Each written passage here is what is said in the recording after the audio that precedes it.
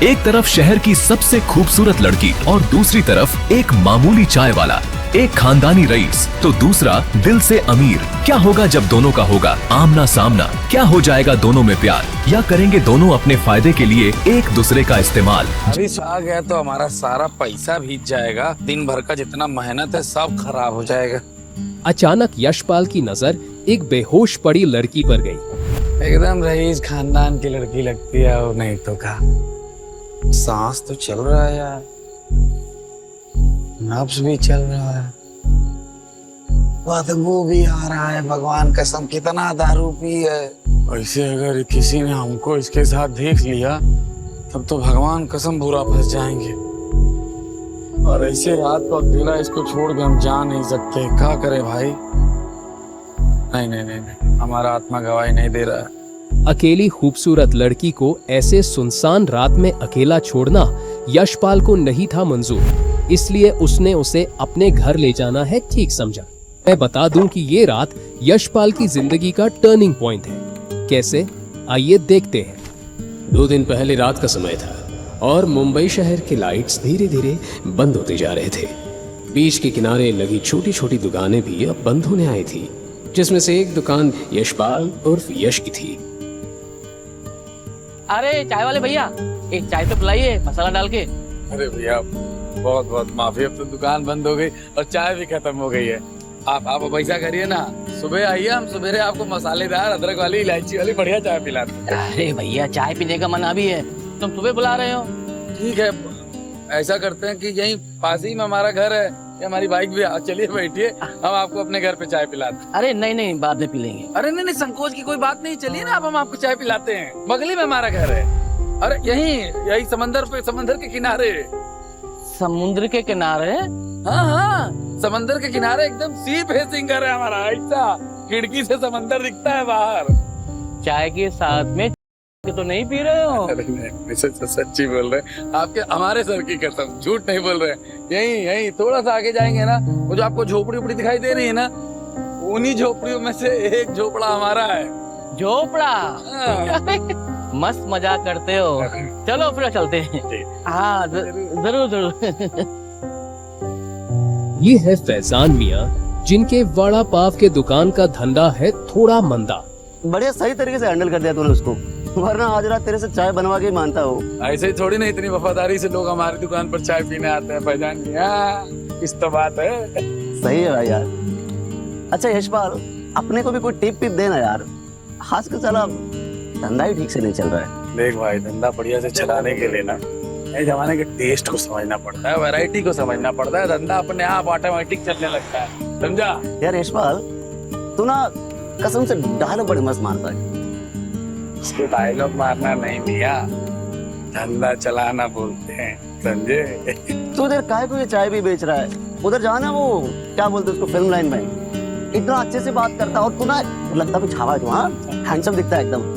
बॉलीवुड में हमारे चाचा बैठे हुए हैं जो हमारे पर पैसा लगाएंगे और हमको हीरो बनाएंगे। अब घर जा, भाभी इंतजार कर रही है, जा कल मिलते हैं। अरे हाँ तो बता मेरे को। हाँ थोड़ा सा। जिंदगी में ज्यादा ख्वाहिशें नहीं होने से यशपाल अपनी मामूली कमाई के बावजूद भी खुश रहता था। उसकी बस यही कोशिश रहती कि दुनिया के सामने वो एक अच्छा और सच्चा इंसान बनकर रहे। बारिश वारिश आ गया तो हमारा सारा पैसा भीग जाएगा, दिन भर का जितना मेहनत है सब खराब हो जाएगा। अचानक यशपाल की नजर एक बेहोश पड़ी लड़की पर गई। ये कौन है? एकदम सफेद रंग का कपड़ा पहन करके लेटी हुई है यहाँ। कोई भूत पिचास तो नहीं है ना भगवान? एक्सक्यूज मी, लड़की उठ काहे नहीं रही है भाई? इतना सुंदर लड़की, इतना महंगा कपड़ा पहनी है, एकदम रईस खानदान की लड़की लगती है और नहीं तो का। सांस तो चल रहा है यार, नब्ज भी चल रहा है, बदबू भी आ रहा है। भगवान कसम कितना दारू पी है। ऐसे अगर किसी ने हमको इसके साथ देख लिया तब तो भगवान कसम बुरा फंस जाएंगे। और ऐसे रात को अकेला इसको छोड़ के हम जा नहीं सकते। क्या करें भाई? नहीं नहीं नहीं, नहीं। हमारा आत्मा गवाही नहीं दे रहा है। अकेली खूबसूरत लड़की को ऐसे सुनसान रात में अकेला छोड़ना यशपाल को नहीं था मंजूर, इसलिए उसने उसे अपने घर ले जाना है ठीक समझा।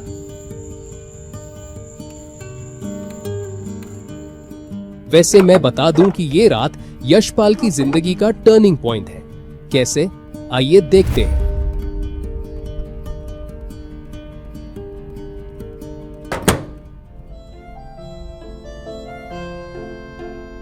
क्या करें? जैकेट उतार देखा। जैकेट निकालकर यश ने उस बेहोश लड़की को बेड पर लेटा दिया। वो करीब 21-22 साल की थी। उसके बदन पर एक सफेद रंग की डिजाइनर ड्रेस थी जो शायद उसके 6 महीने की कमाई से भी ज्यादा महंगी होगी। उस लड़की की लगाए हुए महंगे परफ्यूम से मानो पूरा कमरा अलग ही महक रहा था। इतनी बड़ी खानदानों की लड़कियों को आखिर क्या मजा आता है? दारू पी के कहीं भी पड़ जाते हैं, बेहोश होकर के अपना हुलिया बदल लेते हैं। उसे डर था कि अगर वो उस लड़की को घर नहीं लाता तो वो इस तरह अकेले किसी सुनसान जगह पर पड़े रहने से किसी दूसरे इंसान की बन सकती थी। अरे यार, हमारा भी कपड़ा गीला आ गया, हम भी बदल लेते हैं।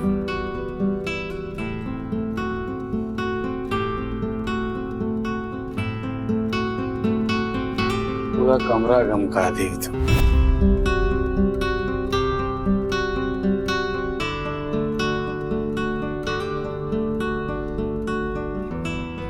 इसको घर कैसे वापस भेजेंगे?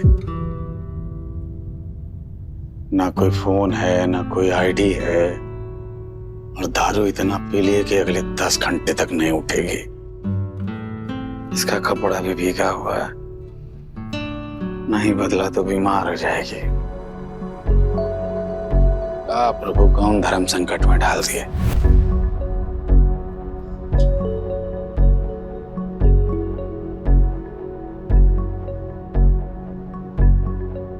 अरे यार ससुर, तुम इसका कपड़ा कैसे बदलो? लेकिन बदलना तो पड़ेगा, नहीं बदला तो सवेरे तक तो जान निकल जाएगी इसकी। अस्पताल लेके जाना पड़ेगा। इज्जत भी तो तभी रहेगी जब जीवन रहेगा। यश को डर था कि कोई उसे उस लड़की के कपड़े बदलते हुए ना देख ले, क्योंकि अगर किसी ने देख लिया तो यश इतना बदनाम होता कि उसे अपनी चाय की टपरी बंद करके गांव भी जाना पड़ सकता था।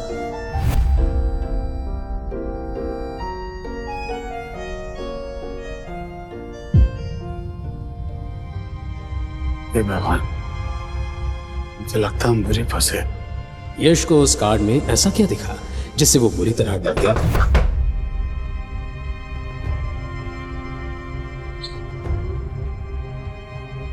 रात के 2:30 बजे कौन आ गया भाई?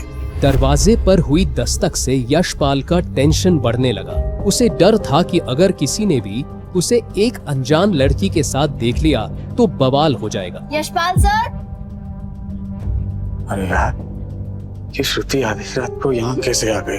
अगर इसको गलती से भी पता चलेगा कि हमारे साथ यहाँ पर इस कमरे में एक लड़की है तो ये भगवान, हमारी इज्जत के तो धज्जियां उड़ जाएंगी। सो गए क्या सर?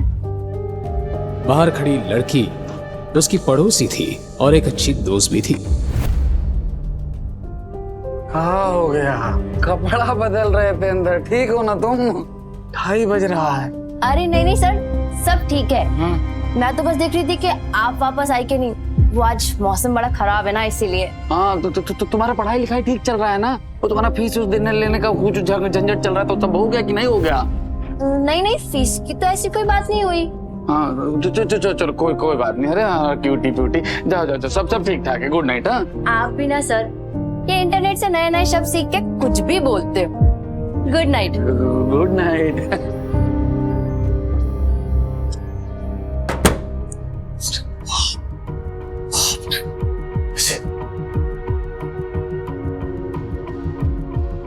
गजब बवाल बन के आई हो हमारी जिंदगी में।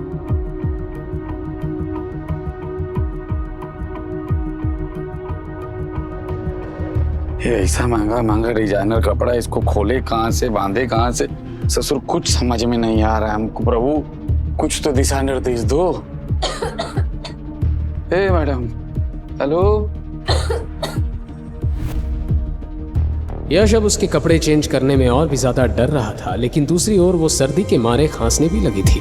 यश ने फिर अपने रूम में रोशनी कम कर और अपनी आंखें बंद कर जैसे तैसे उस लड़की के कपड़ों को चेंज कर ही दिया।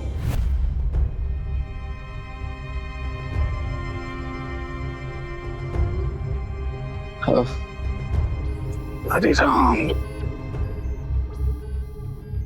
ये लड़की जब सवेरे उठेगी और उठकर देखेगी अपने बगल में किसी अनजान आदमी को, अरे बाप रे, फिर तो बवाले कर देगी, कर एक्शन देगी तभी। परमात्मा सब जानते हैं, हम सब साफ मन से किए हैं, इसीलिए वो भी हमारे ऊपर कोई विपदा नहीं आने देंगे। हमको विश्वास है, हो सकता है इस नेक काम के लिए मैडम हमको इनाम दे दे, इनाम में इनाम स्वरूप हमसे विवाह कर ले, हमसे इम्प्रेस हो जाए, हैं? ऐसा भी तो हो सकता है। एक नजर देखकर ही यश को पता चल गया था कि वो कार्ड कोई मामूली कार्ड नहीं है। उसने इंटरनेट पर पढ़ा था कि इस तरह के कार्ड सिर्फ उन्हीं लोगों को मिलते हैं जो अपने बैंक में 100 करोड़ से ज्यादा बैलेंस मेंटेन कर पाते हैं। कियारा अग्रवाल। उस कार्ड पर नाम पढ़ते ही यशपाल को एहसास हुआ कि वो लड़की कौन थी। मुंबई की टॉप कंपनीज में से एक था अग्रवाल ग्रुप, और ये लड़की उसी ग्रुप की फैमिली से आती थी। हे भगवान, क्या होगा हमरा? इस मैडम के सामने तो हम कीड़ा मकोड़ा भी नहीं है भाई, और सपना देख रहे हैं ब्याह करने का।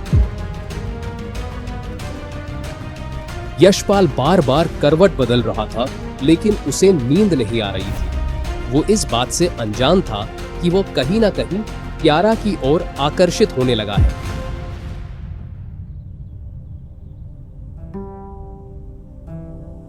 अगली सुबह जब यश की आंखें खुली तो उसने कियारा को अपने नजदीक पाया। उसका हाथ यश के सीने पर था। यश ने कांपती हाथों से उसका हाथ हटाया।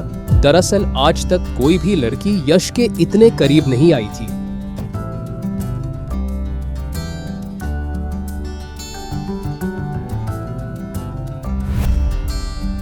वाह, जन्नत जैसा माहौल हो गया है।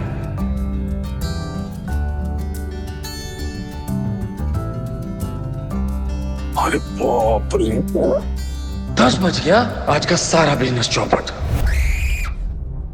कियारा की आवाज सुनकर यश का चेहरा लाल पड़ गया।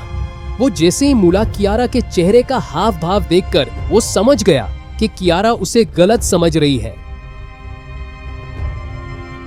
जैसा आप सोच रही हैं ना, वैसा कुछ है नहीं, समझी आप? तुम कौन हो?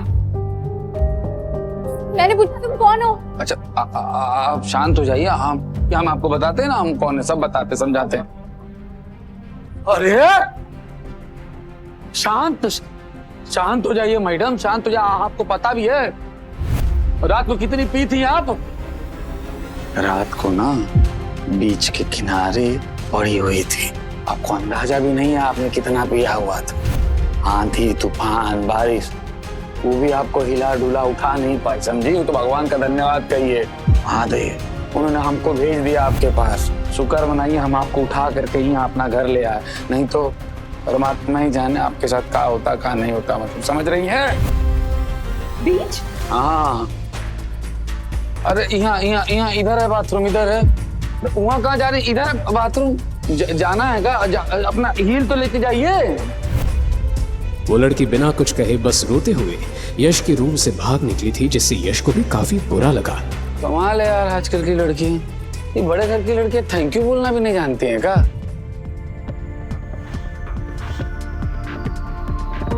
थैंक यू छोड़ो बे, कहीं अग्रवाल साहब की बेटी हमारे ऊपर केस न कर दे। ससुर खाया पिया कुछ नहीं, गिलास तो पा रहा।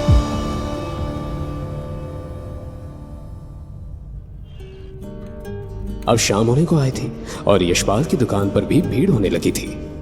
यश के हाथ फिलहाल लोगों को चाय के कप देने में लगे थे, लेकिन उसका दिमाग अभी तक पिछली रात और आज सुबह के हादसे को भुला नहीं पा रहा था। अरे नहीं यशपाल सर, देखिए ना, 500 का नोट है, छुट्टा भी नहीं और ये ऑनलाइन भी काम नहीं कर रहा है। यश ने कुछ भी जवाब नहीं दिया। यश का सिर्फ हाथ चाय के पतीले में घूमता जा रहा था, लेकिन दिमाग कहीं और था। यशपाल सर, यशपाल सर, हाँ कहाँ ध्यान है आपका? यही है ना, बताओ बताओ क्या बात है, यही ध्यान है मेरा।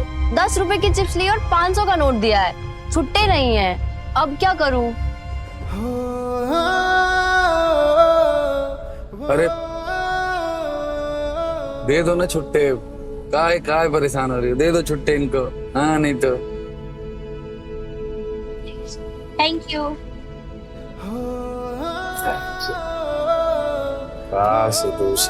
मैडम भी बोल के चली जाती। यशपाल सर, आपको क्या हुआ है आजकल?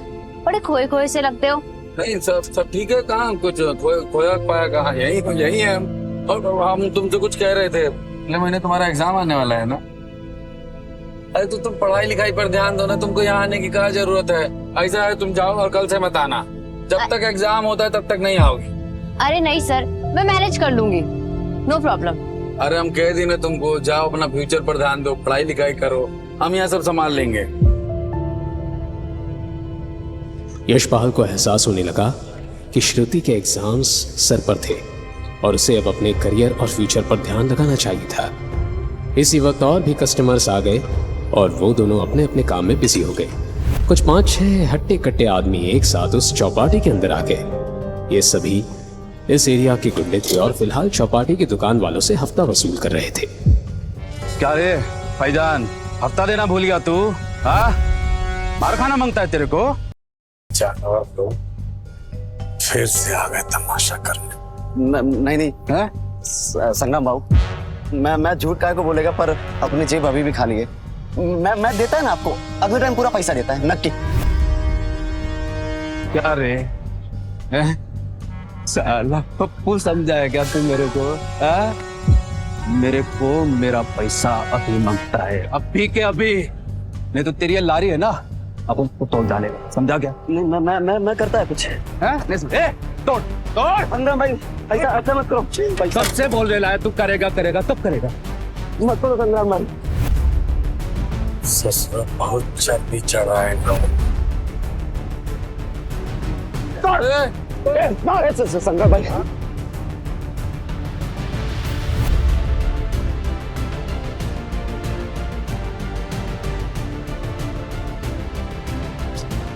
यशपाल सर!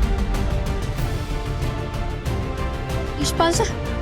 मैं ठीक सीधे जाओ घर से। नहीं सर, मैं आपको ऐसी हालत में छोड़ के नहीं जा सकती। हमने कहा नाम ठीक है, जाओ घर, हम संभाल लेंगे यहाँ सब।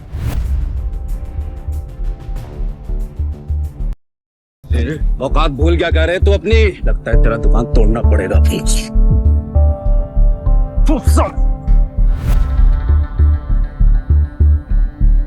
देख, प्यार से समझा रहा हूँ तुझको, यहाँ से शांति से चला जा। तू यहाँ हफ्ता बटोरने आया ना, हफ्ता बटोर और जा।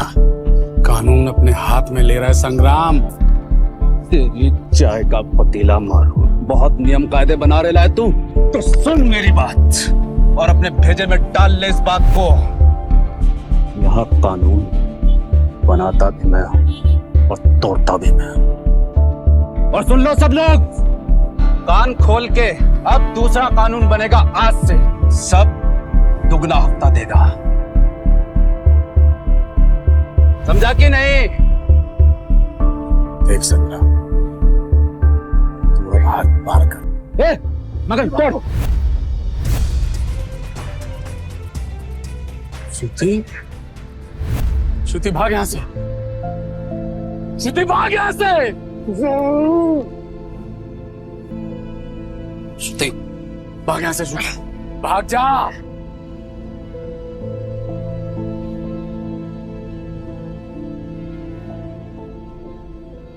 संग्राम, मैं कह रहा हूं छोड़ दे उसको, वरना चौपाटी से सिंगल पीस में नहीं जाएगा तू, समझा?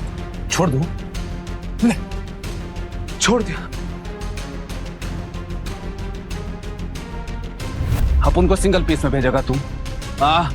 अपन को, संग्राम को सिंगल पीस में भेजेगा तू? है संग्राम, संग्राम मैं हाथ जोड़ रहा, तेरे सब हद कर छोड़ दे उसको।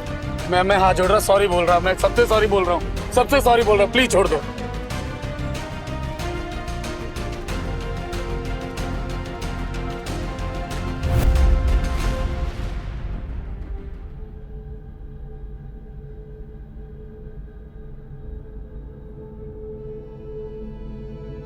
अरे मामू लोग आ गए।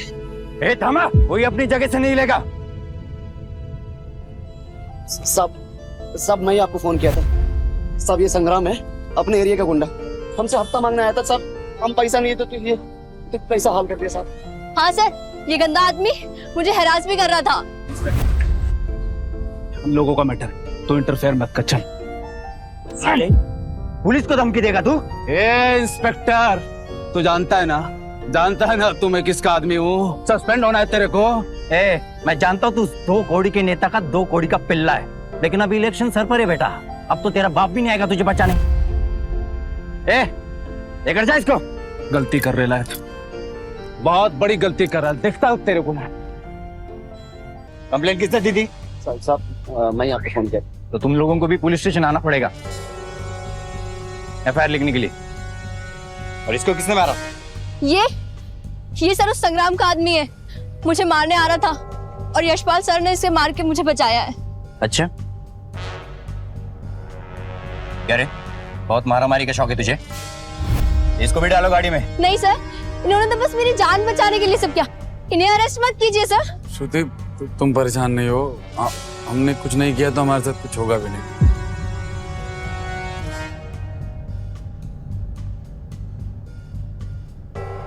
और इसके लिए भी एम्बुलेंस लेकर आओ।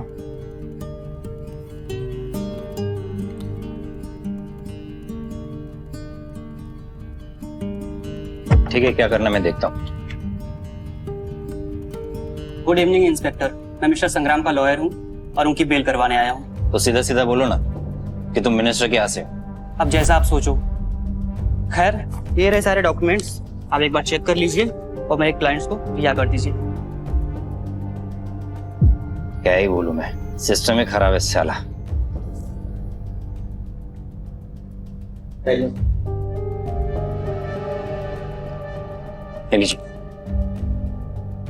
ए विनोद, संग्राम और उसके आदमी को छोड़ दो। Okay sir.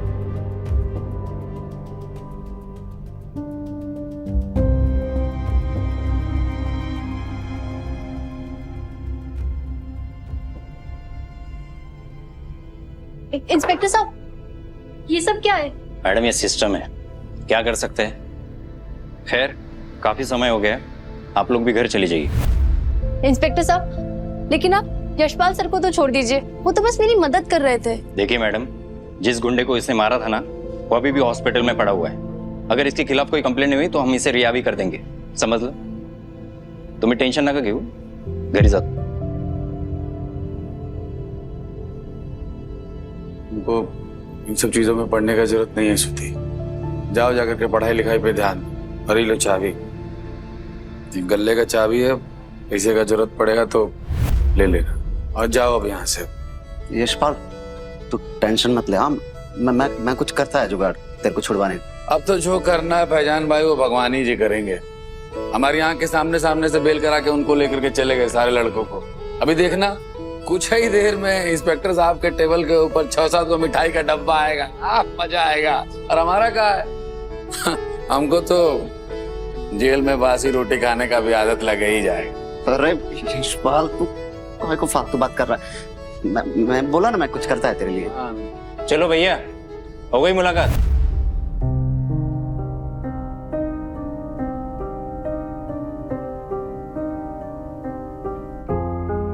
क्या नाम था रे तेरा? नाम है हमारा यशपाल। कहाँ से तुम? कहीं से भी हो साहब, क्या फर्क पड़ता है। अब तो हम बम्बई से ही हैं। क्या मजा आया करे तेरे को? चुपचाप हफ्ता दे देता, मैटर खलास हो जाता ना। लेकिन नहीं, अब पता नहीं वो और उसका मंत्री तेरे खिलाफ क्या क्या केस लगाएगा। ऐसे कैसे केस लगा देगा साहब? हैं? अंधेर नगरी है क्या? अरे हमने सेल्फ डिफेंस में मारा है उनको, ऐसे ही थोड़ी ना मार दिए। अरे भाई, तेरे पे तरस खाओ या तेरा बजाओ समझ नहीं आ रहा। तू एक मामूली चाय वाला है, तो एक चाय वाले की औकात से रहने का ना। तेरी हैसियत देख, उस गुंडे की हैसियत देख। हमको तो पहले ही समझ में आ गया था इंस्पेक्टर साहब, लेकिन आपने अपने मुंह से बोल दिया तो कंफर्मेशन मिल गया। खैर, आपकी भी नौकरी का सवाल है, समझ रहे हम। क्या बोला रे तू? ज्यादा शाना बन रहा है तू। 10 साल का टिकट तो कट गया तेरे यहाँ का, समझा? इंस्पेक्टर कामले। जैन सर। सर आप इस यशपाल कहाँ है? सर आप इस टपोरी की बात कर रहे हैं? ये वही यशपाल है ना, जो चौपाटी का चाय वाला? हाँ सर वो यही है।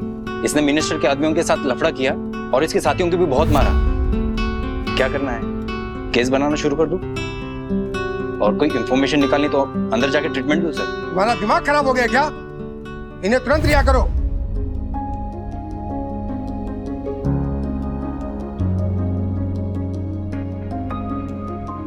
मैंने कहा ना, राइट नाउ कामले, ऊपर से ऑर्डर है। इंस्पेक्टर कामले शॉक हो गया। खुद पुलिस कमिश्नर यश को बचाने क्यों आया था? ठीक है सर, मैं खोलता हूँ। विनोद, इस सेल की चाबी देना।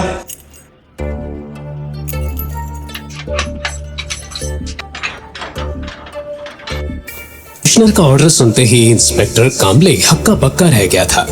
उसे समझ नहीं आ रहा था कि वो यशपाल जैसे मामूली चाय वाले को रिहा करवाने क्यों आए थे। यश बाहर तो आ गया, लेकिन उसे समझ नहीं आया कि कैसे। सर, आपको हुई परेशानी के लिए मैं माफी मांगता हूँ। सर आप क्यों हाथ जोड़ रहे हैं सर? आप माफी क्यों? मुझे बस छुड़ाया किसने हमें? सर, हमें ऊपर से ऑर्डर आया है। और हाँ इंस्पेक्टर कामले, बाकी के सब गुंडे किस सेल में है? सर वो तो एक लॉयर आया था और उनकी बेल करवा कर चला गया। बेल करवा कर गए? What nonsense! जाओ और उन्हें तुरंत अरेस्ट करो। फिर से अरेस्ट? सर कुछ समझ नहीं आ रहा है।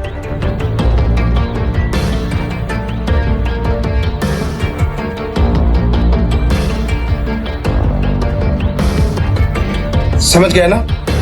Now go and arrest those people earliest. जी सर। अब आप भी घर जा सकते हैं सर। अगेन जो कुछ भी हुआ उसके लिए सॉरी।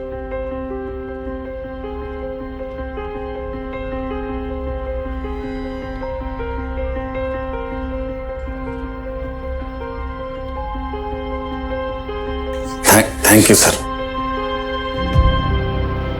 यश कंफ्यूज होकर धीरे धीरे पुलिस स्टेशन के एग्जिट की ओर चल रहा था। चलते चलते वो यही सोच रहा था कि उस जैसे मामूली चाय वाले को बचाने आखिर ऐसा कौन आ गया था कि खुद कमिश्नर को उसके पास आना पड़ा था। ये कौन सा गाड़ी? अंदर आओ जल्दी। तुम यार ज्यादा सवाल मत करो, जल्दी अंदर आओ। आ रहे। हाँ ठीक है।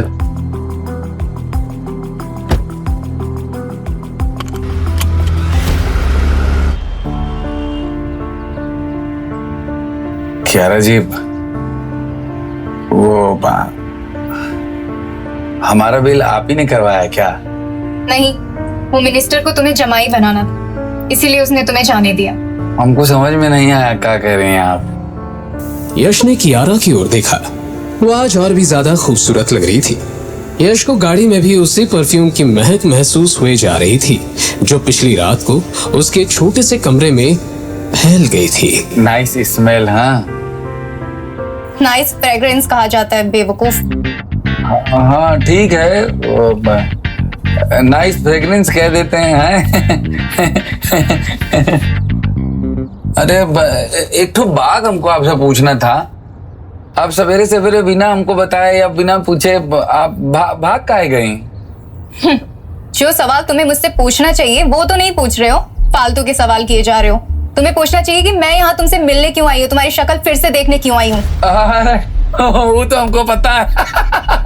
आपका सफेद वाइट वाला ड्रेस चाहिए और वो हील वाला जो जूता होता है वो चाहिए, हमको मालूम है। Shut up! कोई स्टूपिड ही होगा जो एक ड्रेस के लिए किसी की बेल कराने आएगा। इनफैक्ट मैं तो तुमसे अपना क्रेडिट कार्ड भी लेने नहीं आई हूँ। क्रेडिट कार्ड का कहा है? वो तो बैंक वाले बुला करके एक की जगह 6 तो आपको पकड़ा देंगे। क्रेडिट कार्ड से क्या फर्क पड़ रहा है? नहीं तो। और हमको याद आया, यश को याद आया कि वो कार्ड अभी भी उसके पास था। 100 करोड़ की ताकत रखने वाला वो कार्ड जिसे दिखलाकर यशपाल, संग्राम और उस इंस्पेक्टर दोनों को ठिकाने लगा सकता था। ये रहा आपका क्रेडिट कार्ड। ये देखिए, भगवान कसम खा के कह रहे हैं, आपका कसम खा के कह रहे हैं, 1 रुपया खर्चा नहीं किए हम। लीजिए लीजिए लीजिए।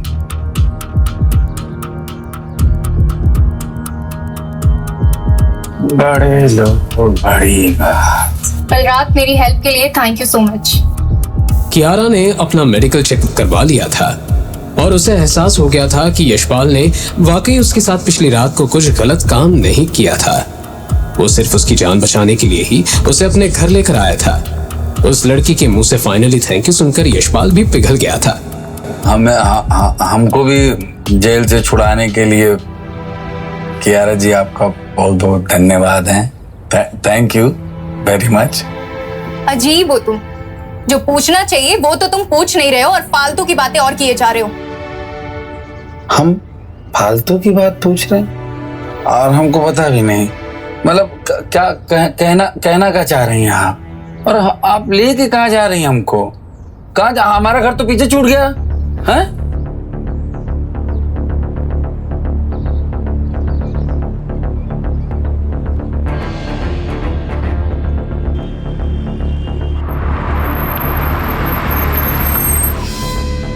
ये तो वही जगह है ना जहाँ पर आप हमको नशे वाला हालत में मिली थी, हैं? हाँ, मुझे तुमसे कुछ जरूरी बात करनी है। जरूरी बात? ऐसा है कियारा जी, हम ना आपसे साफ साफ कह रहे हैं, कल रात को ना हमने आपके साथ कुछ नहीं किया। अरे शट अप यार। ये इतनी चाय की स्मेल, तुम कंटेनर में बैठ के चाय बनाते हो क्या? अरे अब चाय वाले के शरीर से चाय का खुशबू नहीं आएगा तो और किस चीज का खुशबू आएगा है? अरे ये मेहनत का स्मेल है, मेहनत का। आप लोग कहाँ जानो, आप लोग कहाँ करती हो मेहनत? आप लोगों को तुम स्मेल के लिए वो क्या कहते हैं, वो अंग्रेजी में वो परफ्यूम वो लगाना पड़ता, हमको नहीं, समझी? अरे शट अप यार, अपनी बकवास बंद करो। मुझे तुमसे कुछ इंपॉर्टेंट बात करनी है। Now listen carefully. मैंने तुम्हारे बारे में सारी इंफॉर्मेशन निकाल ली है। तुम्हारा नाम यशपाल है, लोग तुम्हें यश बुलाते हैं। सरनेम तुम लगाते नहीं। जुहू बीच के सामने एक चाय की दुकान लगाते हो। समुद्र के किनारे जो स्लम एरिया है वहां तुम रेंट पे रहते हो। क्या बात है, हमारे बारे में बहुत सारा इंफॉर्मेशन जमा कर लिया है आपने। अब जहां तक बात रहा सरनेम का, वो तो कहा है कि हमको खुद नहीं पता, हमको पता होता तो हम भी लगा लेते। हमारा सरनेम कहा है। और रहा घर, हमारे पास भी आपके जैसा पैसा होता तो हम भी एक ठो पॉश इलाका में एकदम बढ़िया सा माल लेके रह रहे होते। कमाल है, आप भी ना कुछ कर रही। फिर से बकवास। डोंट यू अंडरस्टैंड, इतना सीरियस मैटर है ये। यार हमको बात नहीं करनी, यार तुमको बात करने की तमीज नहीं है, हम नहीं बात कर रहे हैं यार। अरे रुको, मेरे साथ एक डील कर लो, मेरे बॉयफ्रेंड बन जाओ। क्या कर लो? डील, बॉयफ्रेंड बन जाओ। एक बार फिर से कहना, क्या कहा तुमने? मेरे साथ एक डील कर लो, मेरे बॉयफ्रेंड बन जाओ। हाले भगवान कसम, 20 मिनट हुआ नहीं आपके साथ गाड़ी में बैठे हुए हैं और बतियाते बतियाते आप हमको बॉयफ्रेंड बनाने के चक्कर में पड़े। कमाल है कसम से, कमाल है आप भी।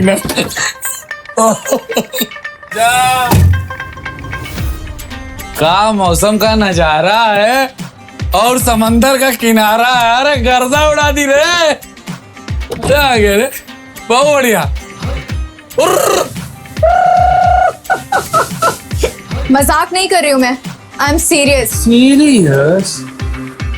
अरे मैडम, अभी भी आपको ऐसा लग रहा है का कि हम आपके साथ कुछ किए हैं? ऐसा है, हम आपका गाड़ी का कसम खा करके कह रहे हैं, हम अगर कुछ किए हैं ना तो आपको बचाए हैं, समझी? और अगर हम झूठ बोल रहे हैं ना, आपका गाड़ी ब्लास्ट हो जाए। अरे जस्ट चिल, मुझे पता है कल रात को कुछ नहीं हुआ है। मतलब अगर आपको पता है कि रात को कुछ नहीं हुआ तो फिर आप हमसे डील क्या करना चाहती हैं? अरे साला, हमको बुझाया ही नहीं। तो ऐसा तो नहीं है कि हम आपको मदद किए तो आप उससे खुश होकर, हमसे इम्प्रेस होकर हमारी गर्लफ्रेंड अल्लाह हमें अपना बॉयफ्रेंड बनाना चाह रही है क्या? यहाँ मैं तुम्हारे ऊपर कोई एहसान करने नहीं आई हूँ। बॉयफ्रेंड बनने का इसलिए बोल रही हूँ क्योंकि ये एक डील है। क्या डील डील डील डील करे जा रही है तुम्हारा? बिजनेस डील की बात कर रही हो क्या? अरे साला, अरे वो तो भुला गए थे। अरे चाय की दुकान तो बहुत फेमस है, दूर दूर से लोग आकर हमको कहते हैं, लो 500 रुपए कोलैबोरेट कर लो, चाय से ले लो कोलैबोरेट कर लो, और नहीं करते हैं। पर हम तो तुमको प्रपोज भी नहीं किए, फिर तुम हमारी चाय की दुकान पे क्या इन्वेस्ट करना चाहती हो? यशपाल को अपने बिजनेसमैन होने के टैलेंट पर गर्व होने लगा। उसे लगा कि शायद उसकी चाय कुछ ज्यादा ही फेमस हो चुकी थी। हालांकि यशपाल की एक और बकवास सुनकर कियारा का चेहरा लटक गया। उसे समझ नहीं आ रहा था कि वो अब इस लड़के को कैसे समझाए कि उसे एग्जैक्टली क्या करना था। अरे बताओगी मैडम, बात क्या है? साफ साफ बोलोगी कुछ हो? तुम मुझसे डील करोगे, मेरे बॉयफ्रेंड बनोगे, लेकिन सिर्फ एक्टिंग में। दुनिया के सामने तुम मेरे पार्टनर हो, लेकिन मेरे लिए नहीं, समझे? मतलब हमको तुम्हारा बॉयफ्रेंड बनने का एक्टिंग करना है? अच्छा।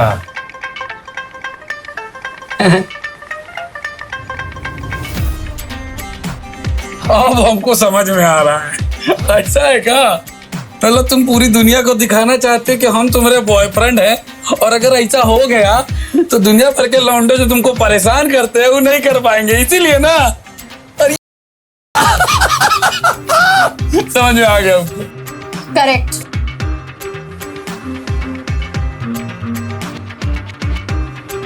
करेक्ट तो ठीक है, लेकिन इसमें हमारा क्या फायदा? मैंने कहा ना, ये एक डील है, तो इसके तुम्हें पैसे भी मिलेंगे। कितना मिलेगा? तुम बताओ तुम्हें कितना चाहिए? कितना? अरे बाप रे, कितना कितना ले भाई?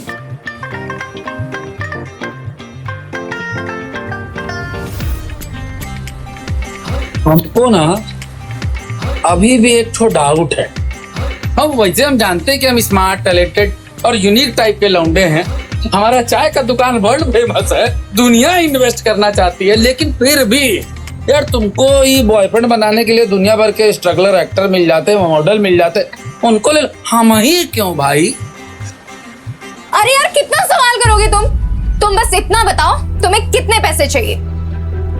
तुमने ना अभी तक हमारे उस बात का जवाब नहीं दिया कि हम ही क्यों। यश को डर था कि कहीं ना कहीं इस बिजनेस डील के नाम पर उसे किसी बड़ी मुसीबत में फंसाया जा रहा था। दरअसल वजह यह है कि कियारा कहते कहते रुक गई। कियारा अग्रवाल की डील क्या थी और क्यों थी, वो तो यशपाल को समझ आ गया था। तुम्हें इससे क्या मतलब कि मैंने तुम्हें ही क्यों सिलेक्ट किया? तुम बस अपना पेमेंट बताओ और काम पर लग जाओ। पर उसके मन में अभी भी एक सवाल था। कियारा ने जिस टोन में ये बात कही, उससे यश को महसूस हो गया था कि वो उसको अच्छे से ट्रीट नहीं कर रही थी। ऐसा है, अपना पेमेंट रखिए अपना पॉकेट में, समझी? हमको आपके पैसे से कोई लेना देना नहीं है। रुको।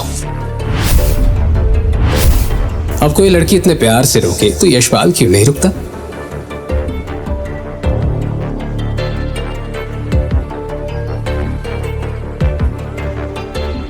ऐसा है मैडम, हमको ना सच जान।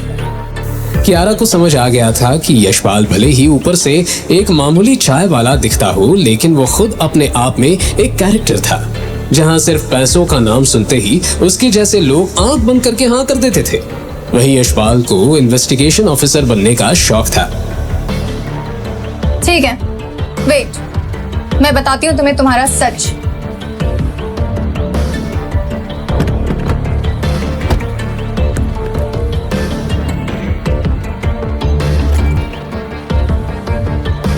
ये देखो। यश उस फोटो को गौर से देख रहा था। उसमें कियारा ढीले ढाले टी शर्ट पजामे पहने नंगे पैर ही भाग रही थी और सीढ़ी के पास बनियान पहना यशपाल उसके हील्स पकड़कर खड़ा था। इसका मतलब है आधी रात को जब हम अपने घर में आए तो आस पड़ोसी में से किसी ने एक फोटो खींच ली। ऐसा है क्या? नहीं, तुम्हारे आस पड़ोस वालों का काम नहीं है ये, मेरे जान पहचान वालों ने किया है ये। यश को डाउट हुआ कि शायद कियारा के दोस्त रात भर उन पर नजर लगाए बैठे थे। तुम्हारे जानने पहचानने वालों को ऐसा कौन सा खुजली काट रहा था जो ये फोटो खींच लिया? कियारा ऑलरेडी यश के सवाल से काफी इरिटेट हो चुकी थी, लेकिन वो सारी बातें जाने बिना चुप भी नहीं बैठने वाला था। देखो, सीन ऐसा है कि अक्सर लड़कों से पीछा छुड़ाने के चक्कर में मैं उन्हें बोल देती हूँ I have a boyfriend. Of course ये झूठ है, और जैसा कि तुमने कहा कुछ लोगों को खुजली हो रही थी तो मेरा पीछा करते करते तुम्हारे झोपड़ी तक पहुंच गए। I mean, तुम्हारे घर तक पहुंच गए, और फिर उन्होंने मुझे तुम्हारे साथ देख लिया। उनको ये गलतफहमी हो गई कि हम दोनों बॉयफ्रेंड गर्लफ्रेंड हैं। हम लोग का फोटो वायरल तो नहीं हुआ? नहीं, और होना भी नहीं चाहिए, वरना मेरी पूरी लाइफ खराब हो जाएगी। कियारा अपनी फिक्र कर रही थी और यशपाल अपनी। उसे लग रहा था कि अगर ये फोटो इंटरनेट पर फैल गई तो उसकी इज्जत और ईमानदारी की इमेज भी खत्म हो जाएगी, जिससे उसके धंधे पर भी काफी बुरा असर पड़ता, क्योंकि लोग यशपाल के अच्छे नेचर की वजह से ही उसकी दुकान पर चाय पीने आया करते थे। मैडम, मैडम, करना क्या है? मैं तुम्हें ऑलरेडी बता चुकी हूँ।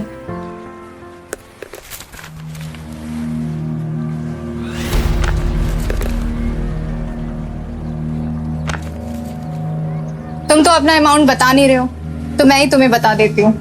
10 करोड़ रुपए 1 साल के, ठीक है? 10 करोड़? कियारा ने इस टोन में कहा जैसे उसके लिए 10 करोड़ रुपए कोई बड़ी रकम नहीं थी। 10 करोड़ रुपए का अमाउंट सुन यशपाल को जैसे झटका लग गया, लेकिन तभी उसे याद आया कि ये वही लड़की थी जिसके पास 100 करोड़ से ज्यादा का क्रेडिट कार्ड भी था। कॉन्ट्रैक्ट 2 साल का होगा, एंड डोंट वरी, अगर तुमने 1 साल काम नहीं भी किया तो भी तुम्हें उसका पूरा अमाउंट मिलेगा। यश का मुंह खुला का खुला रह गया था। 10 करोड़ उसके लिए इतनी बड़ी रकम थी जिसे वो 100 सालों तक 24 घंटे काम करके भी नहीं कमा सकता था। तभी उसके फोन पे मैसेज आया कि उसके अकाउंट में सिर्फ 500 रुपए हैं। उसे समझ नहीं आया कि वो क्या जवाब दे, और वो बस कियारा की आंखों में देखते रह गया। लेकिन उसे ये भी लगने लगा कि दाल में कुछ काला है। तुम्हारी आंखें बता रही हैं कि तुम ये डील करने को तैयार हो। आंखें अगर सच बता पाती ना, कई गुनहगारों को सजा नहीं देते। What do you mean? हमें पर ये बताओ कि तुमको ऐसा कैसे लग गया कि हम तुम्हारा डील कबूल कर लिए हैं? क्या क्या कहा तुमने? कियारा का गुस्सा चढ़ने लगा, साथ ही उसका घमंड भी। वो इतने रईस परिवार से आती थी कि मुंबई के सारे सितारे उसके लिए लाइन लगाकर खड़े हो जाते थे। वो चाहती तो इंडिया के सभी रईस और हैंडसम लड़कों को अपनी ओर मैग्नेट की तरह खींच सकती थी, लेकिन फिलहाल एक चाय वाले से रिजेक्शन सुनकर उसके दिल की धड़कन एक पल के लिए रुक गई थी। तुम्हें पता भी है तुम क्या बोल रहे हो? तुम एक मामूली से चाय वाले हो। अगर मैं फोन नहीं करती तो वो पुलिस वाला तुम पर 10,000 रुपए में अटेम्प्ट टू मर्डर का केस लगाने को तैयार था। बस इसीलिए हमारी ना है। क्या मतलब? मतलब ये है कि कियारा अग्रवाल, तुम अमीर जादी लड़कियों को हम जैसे मामूली चाय वाले कहाँ पसंद आते? यश ने अपनी सारी भड़ास निकाल दी जो वो पिछले आधे घंटे से बर्दाश्त करे जा रहा था। हम तो तुम जैसी अमीर जादियों की नजर में कठपुतली है ना, जिसको पैसों के धागों से तुम नचवाती हो। ऐसा मैडम, हमको तुम में कोई लगाव है नहीं, और हम ये भी जानते हैं कि तुमको भी हम में कोई लगाव नहीं। इसलिए ऐसा है, हमको ये डील मंजूर नहीं। लगाव नहीं है तभी तो एक्टिंग करने की डील कर रही हो, स्टूपिड। कियारा की बातों से यश और भी ज्यादा बेचैन होता गया और उसे एहसास हो गया कि दाल में कुछ काला है। अरे यार, कितना चाहिए तुम्हें? 15 करोड़? 20 करोड़? अब दिखाना तुम्हारा असली चेहरा है। तुमको क्या लगता है कि अपना पैसा के दम पर तुम हमको, तो तुम गलत फहमी में हो। जाओ जाके ढूंढ लो किसी और को। हो गॉड, तो तुम पैसे से डील नहीं करोगे? तो तुम्हें क्या चाहिए बताओ? ऐसा मैडम, अगर तुम हमें पसंद करो और हमारे साथ प्रेम से रहो, तब हम तुम्हारा बॉयफ्रेंड बनने वाला प्रपोजल एक्सेप्ट कर सकते। आखिरकार एक मर्द को प्रेम के अलावा और क्या चाहिए होता है? यही तो चाहिए होता है ना। यश ने वो ज्ञान झाड़ना शुरू कर दिया जो वो अक्सर इंटरनेट पर पढ़ा करता था। हे भगवान, पता नहीं किस गधे को उठा के लाई हूं मैं। ए लड़की, तुम जो हमको डील का प्रपोजल दियो ना, नहीं है मंजूर हमको। और उस तरह के लौंडे नहीं है हम जो पैसे के लिए किसी का भी बॉयफ्रेंड बनते चले। और तुम जैसी अमीर जादों के बीच में और रईसों के बीच में रहने का शौक भी नहीं है हमको। तुमको क्या लगता है हमको 4 लोग जानते नहीं है क्या? बहुत लोग जानते हैं, बहुत जान पहचान है हमारी। चौपाटी पे हमारी बहुत बड़ी चाय की दुकान है और तुमसे भी सुंदर सुंदर लड़कियां वहाँ आती है और हमारे चाय के लिए लाइन लगाती हैं, समझी? बात करती है। तुम मजाक कर रहे हो ना? इतनी बकवास लाते कहाँ से हो तुम? बकवास नहीं कर रहे हैं, हमको हमारा सच रखने का हक है और वो रख दिए हैं। कियारा का गुस्सा अब हैरानी में बदल चुका था। उसने पहले ऐसा चाय वाला देखा था जो खुद से इतना सेल्फ ऑब्सेस्ड था। मैं तुमसे आखिरी बार पूछ रही हूँ, तुम्हारी हाँ है या ना है? ना, इतना बड़ा ना है।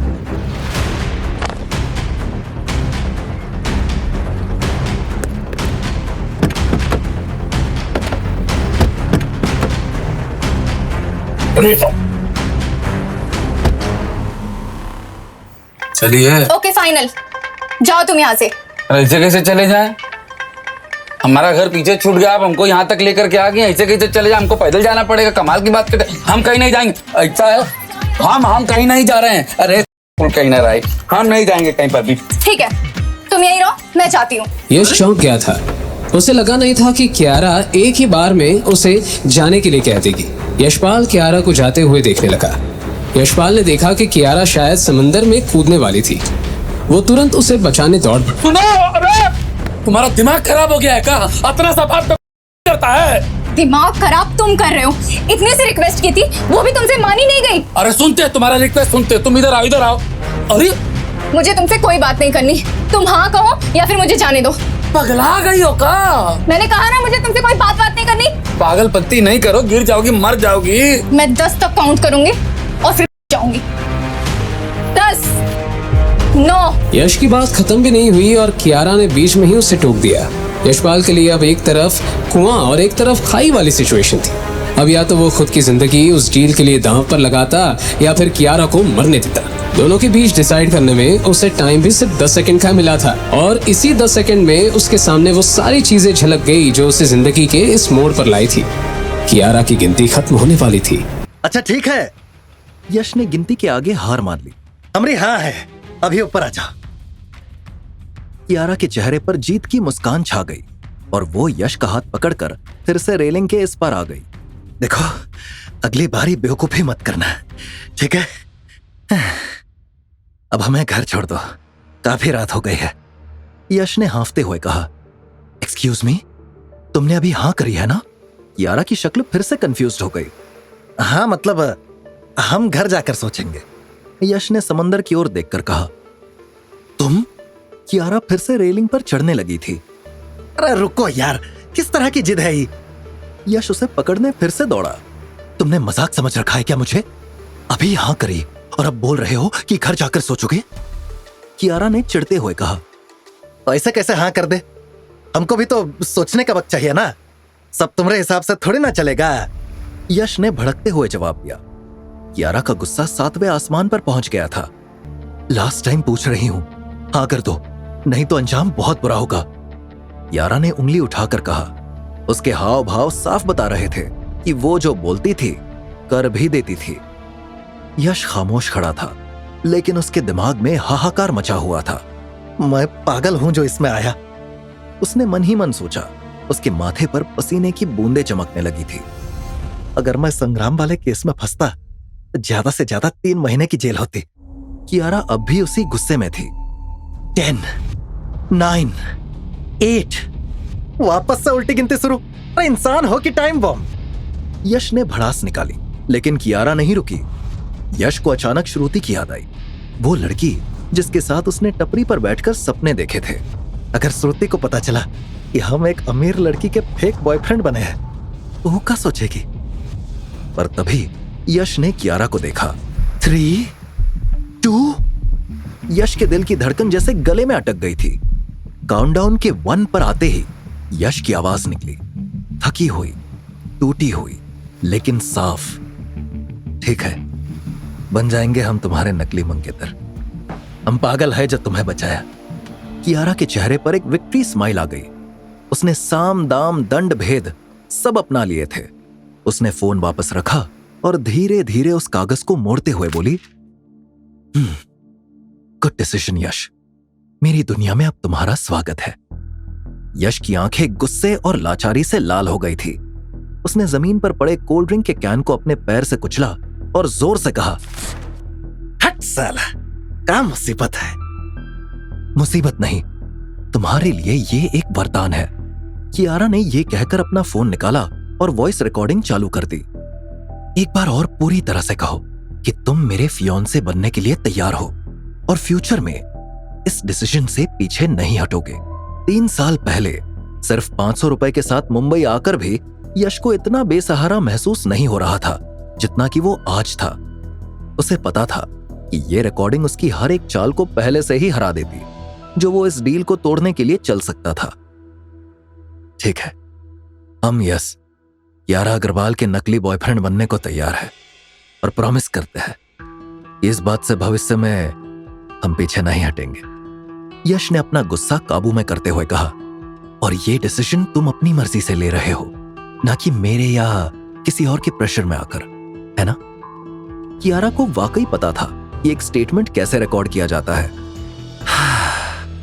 हाँ, ये डिसीजन हमारा है, यश ने गहरी सांस लेकर कहा। एक फीकी मुस्कान के साथ कियारा ने रिकॉर्डिंग बंद कर दी। यश वो मोबाइल छीनकर उसे तोड़ ना दे या रिकॉर्डिंग डिलीट ना कर दे, इसीलिए कियारा ने उसे इंटरनेट क्लाउड पर सेव भी कर दिया। यश ने ताना मारते हुए कहा, अब तो नहीं मारोगे ना छलांग? अब जाए या फिर कछु बचा है? गाड़ी में बैठने से पहले कियारा ने कहा, मेरी 2 और शर्तें हैं। यश चौंक गया और बोला, धत तेरे की, यार तुम इंसान हो कि हैवान? आज हमारी जान लेकर ही मानोगे। बताओ क्या शर्तें हैं? कियारा ने धीमी आवाज में कहा, पहली ये कि तुम चाय की टपरी पर नहीं बैठोगे, और दूसरी ये कि तुम्हें जल्द से जल्द कोई ढंग का बिजनेस शुरू करना पड़ेगा जिससे मैं अपनी फैमिली से तुम्हें मिला पाऊं। यश ने तुरंत कहा, अरे तो चाय ही तो हमारा ढंग का बिजनेस है। एक तरफ हमें बिजनेस करने कह रही हो, दूसरी तरफ हमें दुकान पर बैठने से मना कर रही हो। कियारा ने झुंझलाते हुए कहा, उससे तुम बिजनेस कहते हो? कितना ही कमा लेते हो तुम उस बिजनेस में? कोई व्हाइट कॉलर बिजनेस करना होगा। कम से कम किसी ऑफिस में नौकरी तो कर ही सकते हो। नौकरी का नाम सुनते ही यश का मुंह छोटा हो गया। उसे जिंदगी में कुछ बड़ा जरूर करना था, लेकिन नौकरी नहीं करनी थी। इतना सब तो मान चुके हैं, ये 2 शर्तें भी मान लेते हैं, यश ने खुद से कहा। दरअसल इस डील से यश को भी फायदा होने वाला था। यश जो हमेशा से कुछ बड़ा करना चाहता था, उसे कियारा के जरिए एक मौका मिला था। दूसरा, उसे ढेर सारे पैसे भी मिलने वाले थे। यश ने जैसे ही पैसों के बारे में सोचा, उसने खुद से कहा, भोलेनाथ की कसम, हम उन पैसों को हाथ भी नहीं लगाएंगे। सारे पैसे अनाथालय में जाएंगे जहां मेरे जैसे अनाथ पलते हैं। यश नाम है हमरा, किसी के फेंके हुए टुकड़ों पर नहीं जीते हैं हम। खुद कमाएंगे, खुद खाएंगे। चलो मैं तुम्हें तुम्हारे घर ड्रॉप कर देती हूं, बाकी की फॉर्मेलिटीज भी जल्द ही स्टार्ट हो जाएंगी। कियारा वापस गाड़ी में बैठने लगी। यश भी उदास चेहरा लेकर चुपचाप गाड़ी में जाकर बैठ गया। न दरवाजे की आवाज पर ध्यान दिया, न एसी की हवा पर। वो बस बैठ गया जैसे किसी और ही दुनिया में आकर फंस गया हो।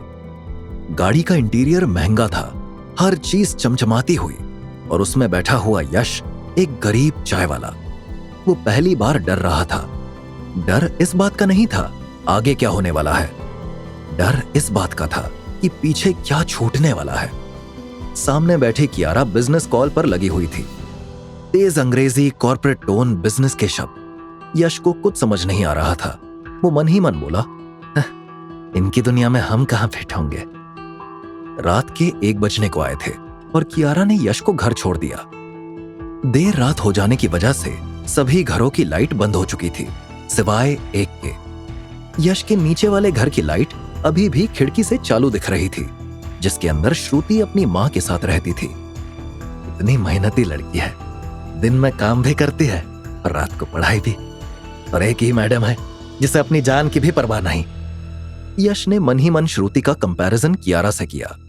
श्रुति और कियारा दोनों के बीच एज डिफरेंस भी मुश्किल से 1-2 साल ही था। एक तरफ कियारा अपने पिता के पैसों से पेट्रोल जलाने का स्ट्रगल करती थी, तो दूसरी ओर श्रुति अपनी मां का चूल्हा जलाने के लिए स्ट्रगल करती थी। जब से श्रुति के पिता गायब हुए थे, तब से ही घर की और श्रुति को पढ़ाने की जिम्मेदारी उसकी मां पर आ गई थी। उन्होंने जैसे तैसे ऊपर का जुगाड़ का रूम बनाकर यश को रेंट पर तो दे दिया था, लेकिन उसके रेंट के पैसों से भी उनकी पूर्ति नहीं हो पाती थी। प्रॉब्लम यह नहीं थी कि उनके खर्चे ज्यादा थे, बल्कि यह थी कि उसके गायब पिता अपने परिवार पर कर्ज का बोझ भी छोड़ गए थे, जिससे दोनों मां बेटी जूझ रही थी। श्रुति के पिता एक दिन अचानक से घर छोड़कर चले गए और तब से उनकी कोई खबर ही नहीं आई। श्रुति और उसकी मां को यह भी नहीं पता कि वो आदमी जिंदा भी है या नहीं। संपत्ति के नाम पर वो स्लम एरिया में एक 10 लाख रुपए का छोटा सा घर और 10 लाख रुपए का ही कर्जा छोड़ गए, जो उन्होंने डोंकी फ्लाइट के लिए किसी लेनदार से लिया था। इसी 18 लाख रुपए का इंटरेस्ट श्रुति और उसकी मां पिछले 10 सालों से भरते आ रहे थे। उसकी मां ने काफी मेहनत करी, घर के कई सामान बेच डाले, लेकिन उसके बाद भी वो 10 लाख रुपए की मूल रकम 1 रुपए से भी कम नहीं हो पाई। यश जैसे ही अंदर घुसा कि कामिनी बाहर आ गई और बोली, यश तू वापस आ गया है रे। तेरे को पुलिस वाले ने जाने दिया तो ठीक है ना रे। श्रुति की मां ने यश के सिर पर हाथ फेर कर कहा, जी कामिनी आंटी, हमारी बेल हो गई। यश ने उन्हें कंफर्ट करते हुए कहा, मेरे को पता था कि भगवान तेरे साथ बुरा नहीं होने देगा, लेकिन बेटा इसने करवाई तेरी बेल, वो भी इतनी जल्दी। कामिनी ने हैरानी से पूछा, छोड़िए ना आंटी, भगवान के आशीर्वाद से हम अब वापस आ गए हैं, और क्या चाहिए। खैर श्रुति कहाँ है? यश ने घर में इधर उधर देखते हुए पूछा। श्रुति तो रो रो कर पागल हो गई थी रे, मैंने उसे दवाई देकर जैसे तैसे सुला दिया। कामिनी ने कहा। यश देख पा रहा था कि कोई बात कामिनी को खाए जा रही है। इतने में कामिनी के फोन पर किसी अननोन नंबर से कॉल आया, लेकिन कामिनी ने उठाया नहीं। फिर से एक एक करके कॉल आने शुरू हुए। यश ने पूछा, क्या हुआ आंटी, कौन फोन किया जा रहा है आपको बार बार? लोन वाले गुंडे हैं, वो लेनदार का इंटरेस्ट क्या नहीं दिया, रोज फोन करके धमकी देता है, बोलता है कि पैसा नहीं दिया तो तेरी बेटी को उठा लेगा मैं। आज तो उसने घर आने की भी धमकी दी। श्रुति भी अब जवान हो गई है, मैंने सोच लिया है रे, श्रुति के साथ इससे पहले कुछ हो जाए मैं उसको लेकर अपने गांव चली जाऊंगी और वहां कोई ठीक ठाक लड़का देखकर उसकी शादी करवाऊंगी। कामिनी के उदास चेहरे के साथ यश का चेहरा भी लटक गया। यश ने मन ही मन कहा, नहीं नहीं, श्रुति को हम दूर नहीं जाने देंगे। वो लड़की काफी टैलेंटेड है और मेहनती है, हम उसकी जिंदगी ऐसे तबाह नहीं होने देंगे। वो अभी कामिनी से बात कर ही रहा था कि तभी अचानक से 2-3 गाड़ियां आकर रुकी और उनमें से एक आदमी उतरकर कामिनी की तरफ बढ़ा। कामिनी उसे देखते ही घबरा गई। वो कामिनी का लेनदार रघु था।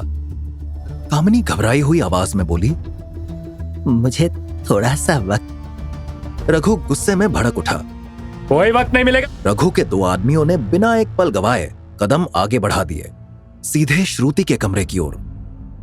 यश ये सब देखता रहा, उसका खून खौलने लगा, लेकिन उसके कदम जैसे जड़ हो गए थे। तभी दोनों आदमी श्रुति को कमरे से घसीटते हुए बाहर लाए। श्रुति और कामिनी की हालत देखकर यश के अंदर कुछ टूट सा गया। उसने भीड़ को चीरते हुए रघु की तरफ देखा और कांपती आवाज में बोला, अब इन लोगों को कछो मत करो, हम पैसों का कैसे भी करके इंतजाम करेंगे, आप परेशान मत हो। उसके इतना कहते ही रघु ने उसे धक्का दिया और कहा, घर में नहीं खाने को, अम्मा चली भुनाने को। इतना कहने के बाद रघु ने श्रुति को पकड़कर अपनी तरफ खींचा। जैसे ही श्रुति के गले से खून की धारा निकली, कामिनी घबराहट के मारे चीख पड़ी। यश ने जैसे ही श्रुति के गले पर चाकू देखा, उसने वहीं पर रखा हुआ एक बर्तन उठाकर रघु के हाथ पर मारा। उसके हाथ से चाकू नीचे गिर गया और रघु को चोट लग गई। इससे रघु का गुस्सा और बढ़ गया। उसने यश का कॉलर पकड़ लिया और कहा, तेरी इतनी हिम्मत, तू मेरे ऊपर हाथ उठाएगा? अब मैं तुझे जिंदा नहीं छोड़ूंगा। यश ने श्रुति और कामिनी की तरफ देखा। वो दोनों बहुत घबराई हुई थी। उसने कुछ सोचा और कहा, भाई माफ कर दो, आपको पैसा ही चाहिए ना? आपको पैसा हम देंगे, आप बस हमें कल तक का वक्त दे दो, हम आपको कल पैसा लाकर दे देंगे। उसके इतना कहते ही रघु रुक गया। एक तीखी हंसी के साथ वो यश की तरफ बढ़ा और ताना मारते हुए बोला, ओए लुटी हुई दुकान के उजड़े हुए मालिक, 10 लाख लेने हैं, इतने पैसे है तेरे पास? यश कुछ कह पाता उससे पहले ही रघु ने उसका कॉलर फिर से पकड़ लिया और खुद ही उसकी जेबें टटोलने लगा।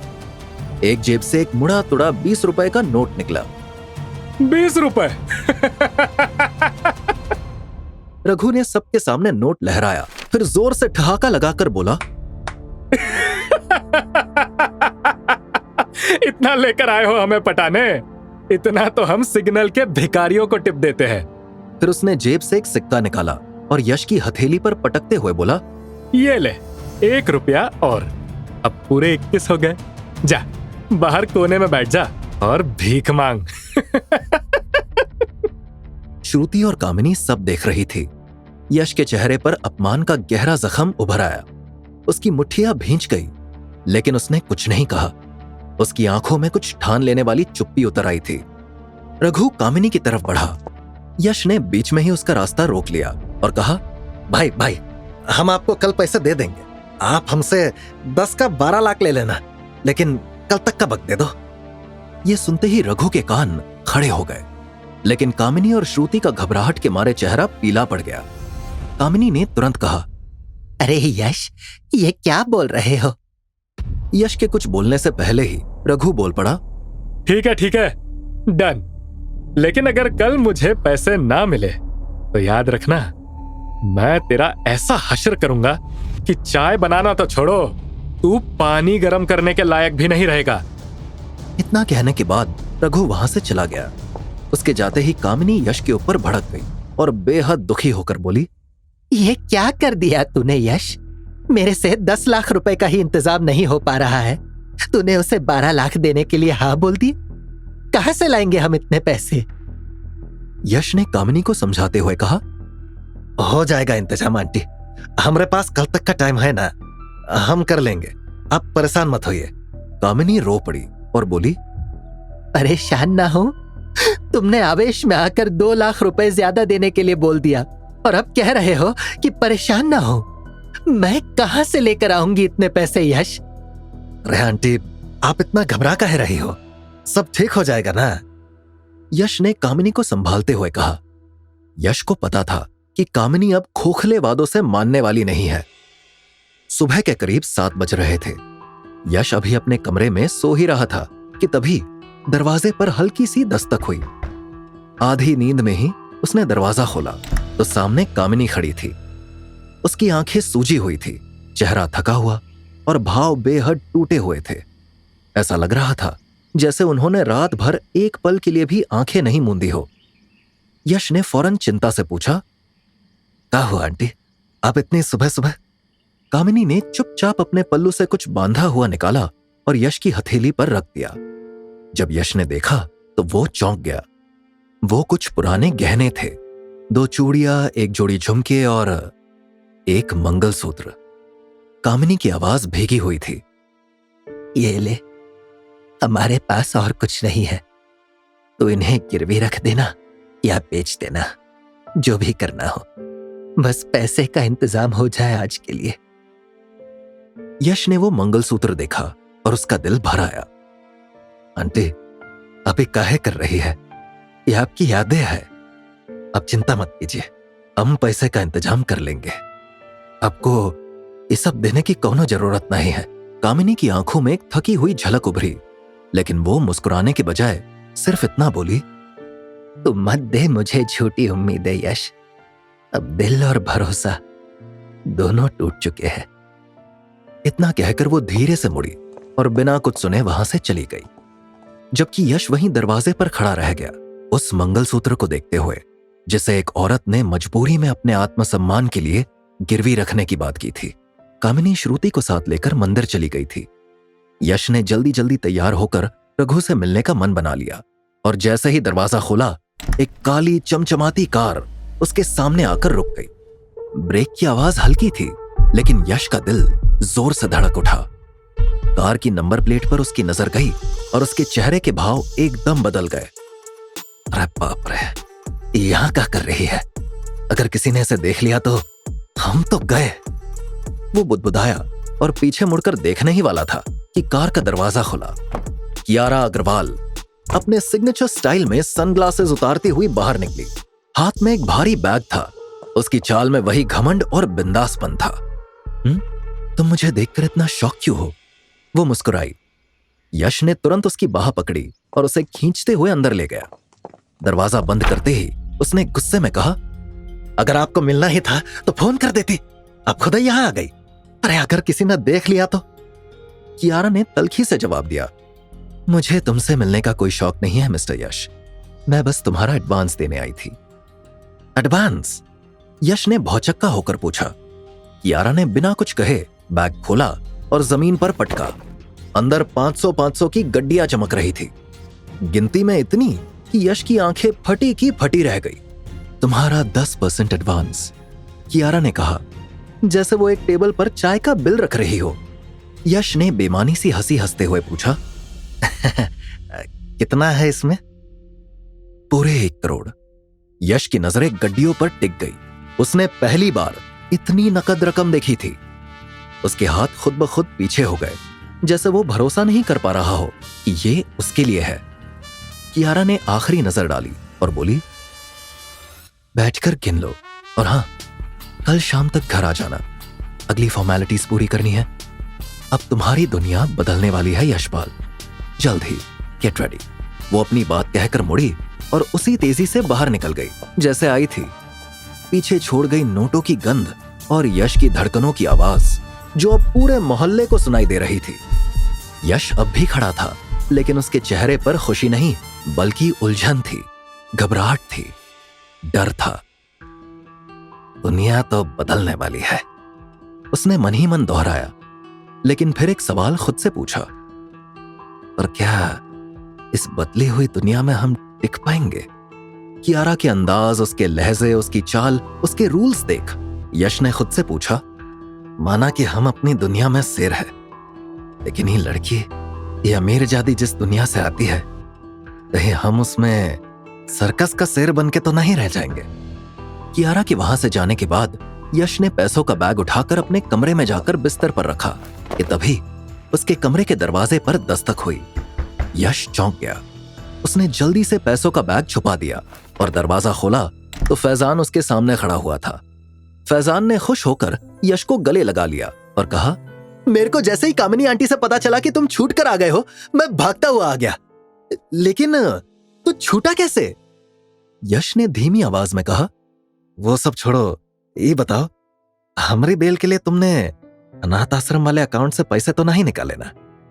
फैजान ने ना में सिर हिलाया और कहा, तुम्हारे मना करने के बाद मेरी हिम्मत, यश भाई के आगे कोई बोल सकता है क्या? यश और फैजान अपना अपना काम करने के साथ साथ एक अनाथ आश्रम भी चलाते थे, जहां पर यश और फैजान हर महीने अपनी कमाई का कुछ हिस्सा देते थे। वो दोनों ही अनाथ थे, जिससे उन्हें अनाथों का दर्द पता था। यश ने तुरंत कहा, अच्छा किया पैसे नहीं निकाले, हम और पैसे दे रहे हैं, इन्हें ले जाकर जमा कर दो। यश ने बैग के ऊपर से कपड़ा हटा दिया और जैसे ही फैजान की निगाह पैसों के ऊपर गई, उसकी आंखें बड़ी हो गई। उसने तुरंत कहा, अरे साला, इतने पैसे कहां से आए तुम्हारे पास यशपाल भाई? तुम कहीं बैंक वैंक में डाका मार दिया क्या? यश ने तुरंत कहा, अबे हम तुमको चोर लगते हैं क्या? ये हमारी मेहनत की कमाई है। फैजान ने हैरान होकर कहा, मेहनत की कमाई? क्या तुम 1000 रुपए की कटिंग चाय बेच रहे हो? यश ने तुरंत कहा, अब हमसे बाद में पूछताछ कर लेना। ये पैसे ले जाओ और जाकर अनाथ आश्रम के लिए अच्छी सी जगह देख लो और इनको उसमें इस्तेमाल करो। फैजान बिना कुछ बोले वहां से चला गया। उसके जाने के बाद यश ने राहत की सांस ली और फिर अपने आप से बोला, चलो एक टेंशन तो खत्म हुई, अब रघु से मिल लेते हैं। करीब आधे घंटे बाद यश रघु के फार्म हाउस जैसे घर के बाहर पहुंचा। दरवाजे के पास गोबर की तीखी गंध, भैंसों की चिंगाड़ और कीचड़ से लथपथ जमीन। रघु, जो ब्याज वसूली के साथ साथ दूध का धंधा भी करता था, दरवाजे पर कुर्सी पर बैठा बीड़ी फूंक रहा था। जैसे ही यश सामने आया, उसकी आवाज गूंज उठी, अरे यशपाल उर्फ यश भाई, क्या बात है, बड़ी जल्दी आ गए। कहाँ है मेरे पैसे? यश ने विनम्रता से कहा, अभी पैसे लेकर नहीं आए हैं, बात करने आए हैं। रघु तमतमाकर खड़ा हो गया, आंखें लाल। ये कोई लोकसभा है क्या? यहाँ बात करने नहीं, पैसा देने आते हैं। यश ने जैसे ही तबेले को देखा, उसके दिमाग की बत्ती चली। उसे समझ आया कि रघु को कैसे पटाना है। यश ने हल्के से हाथ जोड़े, एक मौका दीजिए, 2 मिनट। अगर आपको लगे मैं बकवास कर रहा हूं तो जैसी सजा देंगे मंजूर है। रघु ने कुछ सोचते हुए बीड़ी का कश लिया और बोला, बोल जल्दी। यश ने जेब से मोबाइल निकाला और स्क्रीन दिखाते हुए कहा, आपने A2 दूध का नाम सुना है? A2? कोई नई शराब है क्या? रघु ने आंखें मटकाई। यश मुस्कुराया, नहीं, असली सोना है। प्योर केमिकल फ्री दूध, देसी नस्ल की गायों से मिलता है, जैसे गिर, साहिवाल। इस दूध की डिमांड बड़े शहरों में और सेलिब्रिटीज के बीच बहुत तेजी से बढ़ रही है। यश ने स्क्रीन पर ब्रांड्स दिखाए। ये देखिए, 100 रुपए लीटर, सिर्फ इसीलिए कि ये A2 दूध है। और ये ब्रांड सिर्फ घी बेचकर करोड़ों बना चुका है। रघु अब ध्यान से सुन रहा था। यश ने आगे कहा, आपके पास तो सब कुछ है, जमीन, डेयरी का ढांचा, एक्सपीरियंस। बस गाय की नस्ल बदलिए, ऑर्गेनिक चारा डालिए और ब्रांडिंग पर फोकस कीजिए। यश ने एक वीडियो चलाया जिसमें एक सेलिब्रिटी कह रही थी, मैं सिर्फ बिना केमिकल वाला A2 दूध पीती हूँ। यश ने अपनी बात पूरी करते हुए कहा, schools, hospitals, high and societies सब इसके लिए ज्यादा पैसे देते हैं। आप चाहे तो इसका पनीर, घी और दही भी बेच सकते हैं और ऑनलाइन और ऑफलाइन दोनों में दहशत मचा सकते हैं। रघु ने बीड़ी का आखिरी कश लिया और बोला, बात तो कर रहा है पैसों वाली, तो है तो चाय वाला, लेकिन दिमाग किसी बिजनेसमैन से कम नहीं है। फिर रघु एक पल चुप रहा और बोला, ठीक है, पैसा माफ तो नहीं करूंगा, लेकिन तूने जो 10 का 12 कहा था, अब 10 का 10 देना। यश ने गहरी सांस ली। पैसे तो हम देंगे ही, लेकिन आपसे एक विनती है। क्या? रघु ने शक करते हुए पूछा। यश ने कहा, जब आप कामिनी आंटी से मिले तो उन्हें ये मत कहिए कि हमने पैसे दिया है। कहिए कि हमारा आइडिया आपको इतना पसंद आया कि आपने खुद ही से पैसा माफ कर दिया। रघु ने कुछ पल यश को घूरा, फिर हंसा। चल ठीक है, तेरे जैसा शातिर मैंने आज तक नहीं देखा। यश ने फैजान को कॉल किया, 10 लाख की रकम मंगवाई और रघु को थमाई। फिर दोनों साथ में कामिनी के घर पहुंचे। आंगन में कामिनी और श्रुति बैठी थी। रघु को देखकर दोनों के चेहरे पर डर छा गया, लेकिन रघु मुस्कुराते हुए बोला, ये छोकरा बड़ा तेज निकला, इसका एक आइडिया पसंद आया, तेरे पैसे माफ।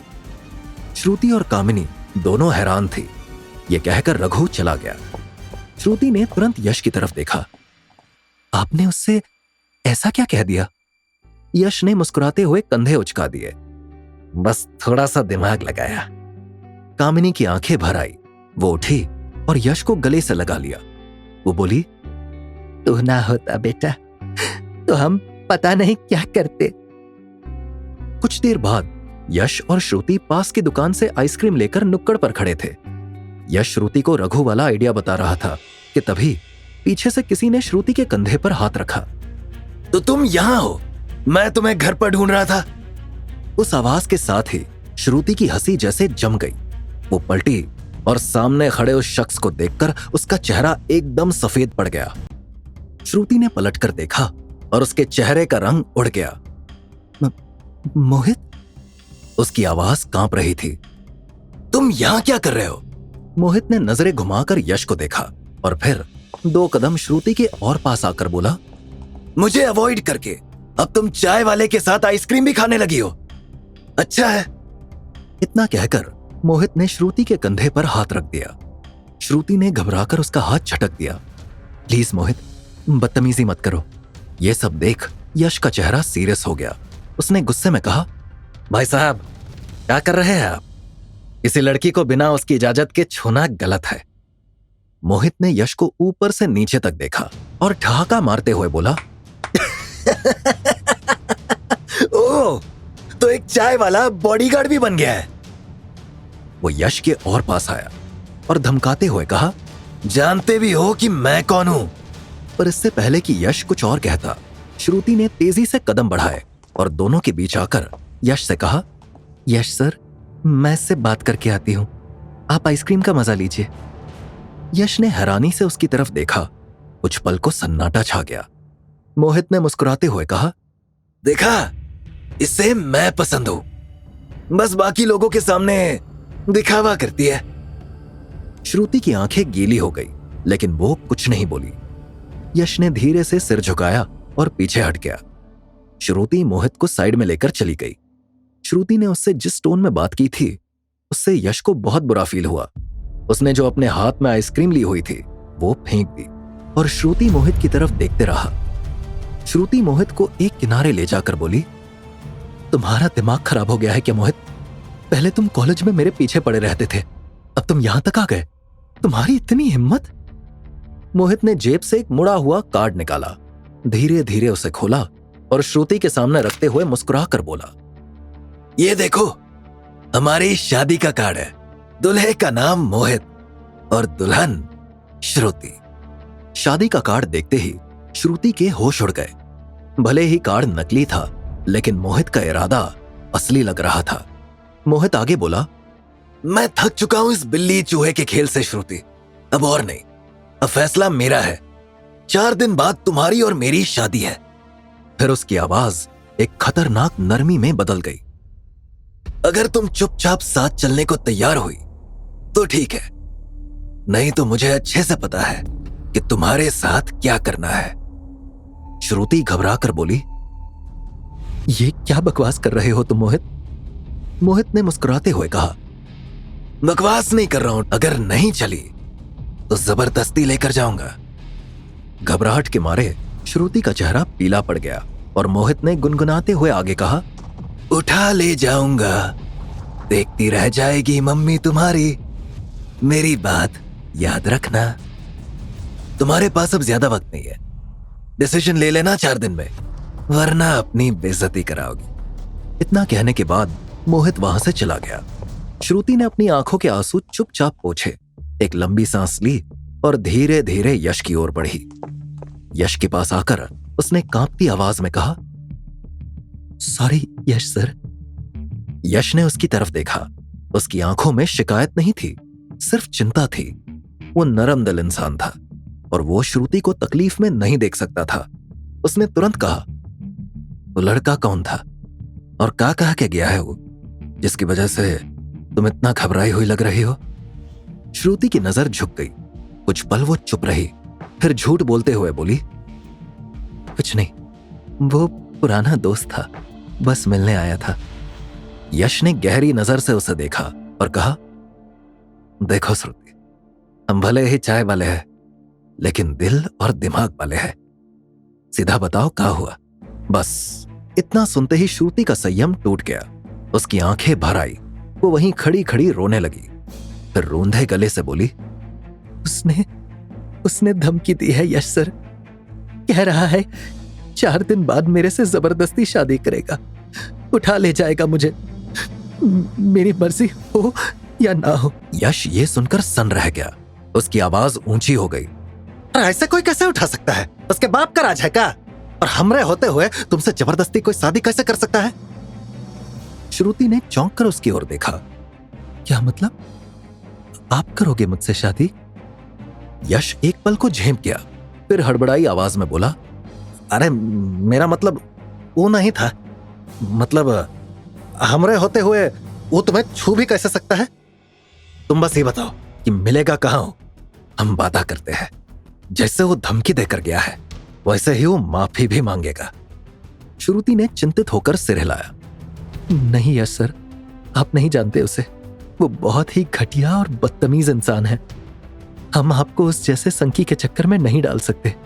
पहले ही आपके खिलाफ एक केस चल रहा है, वो भी मेरी वजह से। अब और नहीं। मुसीबत से डरकर अगर लोग चुप रहते तो बदलाव कभी नहीं आता। यश ने शांत लेकिन दृढ़ लहजे में कहा, लेनदार से भी डर रहे थे तुम लोग, हमने सब ठीक कर दिया ना।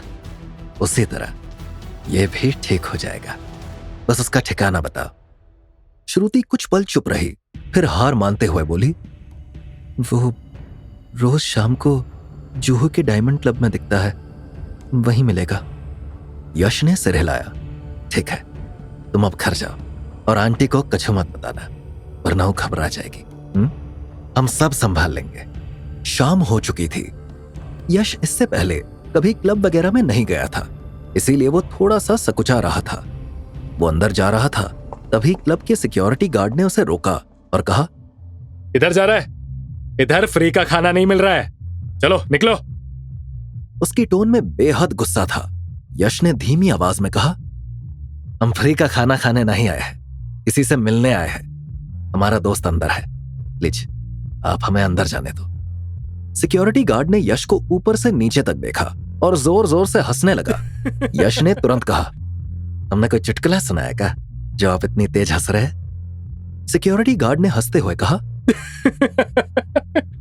तो जैसे फटीचर का दोस्त अंदर पार्टी कर रहा है, ये जोक ही तो है। यश ने तुरंत कहा, हम समझ रहे हैं कि आप हमें हमारे कपड़ों से जज कर रहे हैं, लेकिन हम आपको एक सलाह दे रहे हैं सर, किसी को कपड़ों से जज नहीं करना चाहिए। उस सिक्योरिटी गार्ड ने यश को धकेल दिया और कहा, यहां ज्ञान मत झाड़, हम पहले से ही बहुत बड़े ज्ञानी हैं, चल अब निकल ले यहां से। इतना कहने के बाद उसने यश को इतनी तेज धक्का दिया कि वो जमीन पर गिरते गिरते बचा। यश ने अपने अगल बगल देखा, सब उसे ही देख रहे थे। मोहित और उसके दोस्त अंदर पार्टी कर रहे थे। हंगामा सुनकर वो लोग बाहर आ गए और जब उन्होंने यश को देखा तो मोहित के चेहरे पर चमक आ गई और उसने सिक्योरिटी गार्ड की तरफ देखकर चिल्लाते हुए कहा, वो दोस्त है मेरा, छोड़ो उसे। मोहित और यश की हालत में जमीन आसमान का अंतर था, इसीलिए जब उन्होंने मोहित को यश के लिए चिल्लाते हुए देखा तो वो हैरान रह गए। लेकिन मोहित उनका रेगुलर कस्टमर था, इसीलिए उन्होंने मोहित का ऑर्डर माना और यश को छोड़ दिया। मोहित सीधा यश के पास पहुंचा और बोला, मुझे पता था तू जरूर आएगा, लेकिन इतनी जल्दी आएगा ये नहीं पता था। मैंने लोगों से गलत नहीं सुना था कि तू श्रुति का किराएदार बनकर उसके ऊपर डोरे डाल रहा है। इतना कहने के बाद अचानक से मोहित के एक्सप्रेशन बदल गए। उसने लपक कर यश का कॉलर पकड़ लिया और दांत पीसते हुए बोला, दूर रह तू श्रुति से। यश ने मोहित के हाथ से अपना कॉलर छुड़ाया और कहा, दूर तो हम आपसे रहने को कहने आए हैं, आप जो कर रहे हैं वो गलत है। किसी भी लड़की को ऐसे परेशान करना, उसकी इज्जत के साथ खिलवाड़ करना गलत है।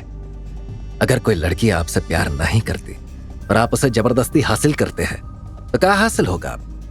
आपने कभी सोचा है इसके बारे में? यश की बात सुनकर मोहित ने हंसना शुरू कर दिया और कहा, साले तू बस दिखने में फटीचर लग रहा है, ज्ञान तेरे पास बहुत है, इतना ज्ञान लाता कहां से? यश को बहुत बुरा लगा और उसने कहा, ये आप बहुत गलत कर रहे हैं। हम आपको फिर से बता रहे हैं कि अगर आपने श्रुति के साथ बदतमीजी करने की कोशिश की तो ठीक नहीं होगा। यश की टोन में धमकी थी।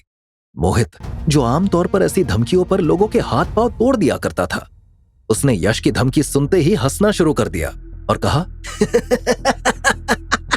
अरे भाई, तू इतना क्यों उस लड़की के लिए परेशान है जब तेरे पास ऑलरेडी एक गर्लफ्रेंड है?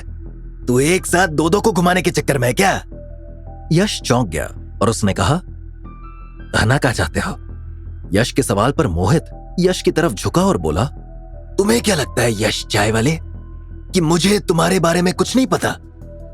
तेरे और कियारा के बीच क्या चल रहा है बताऊं मैं श्रुति को? सोच रहा हूं बता ही देता हूं। अगर वो तुम्हारे प्यार में पड़कर मुझे मना कर रही होगी तो मुझे उसे मनाने में ज्यादा मेहनत नहीं करनी पड़ेगी। ये सुनते ही यश का चेहरा पीला पड़ गया, क्योंकि अगर उसका सच श्रुति के सामने आ जाता तो चीजें खराब हो सकती थी। इसीलिए उसने मैटर को संभालने की कोशिश करते हुए कहा, यह क्या बकवास कर रहे हो? मैं किसी कियारा को नहीं जानता। मोहित के चेहरे पर एक कनिंग स्माइल आ गई और उसने अपना फोन निकालकर यश के सामने रखा और बोला, लेकिन ये पिक्चर तो ये कह रही है कि तुम कियारा को बहुत अच्छे से जानते हो। हा? यश की निगाह उस पिक्चर पर गई। उसमें वो कियारा के बगल में लेटा हुआ था। ये उसी रात की पिक्चर थी जब यश कियारा को घर पर लेकर आया था। यश के दिमाग में काफी सवाल थे, लेकिन मोहित अपने दोस्तों को लेकर वापस क्लब में चला गया और सिक्योरिटी ने यश को घर भेज दिया। यश क्लब से चला आया, लेकिन रात भर यश को नींद नहीं आई थी। मोहित के हाथ में वो फोटो देखकर उसका दिमाग सुन्न पड़ गया था। वो फोटो जिसमें यश और कियारा एक निजी पल में दिखाई दे रहे थे, न सिर्फ यश की सच्चाई को उजागर कर सकती थी, बल्कि उसकी और श्रुति की पूरी दुनिया उलट सकती थी। अगले दिन की सुबह हो चुकी थी। यश उठा और बाहर निकला।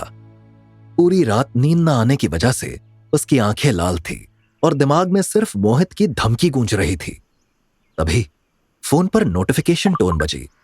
यश ने फोन देखा। कियारा ने उसे नकली बॉयफ्रेंड बनाने के लिए अग्रीमेंट की कॉपी भेजी थी।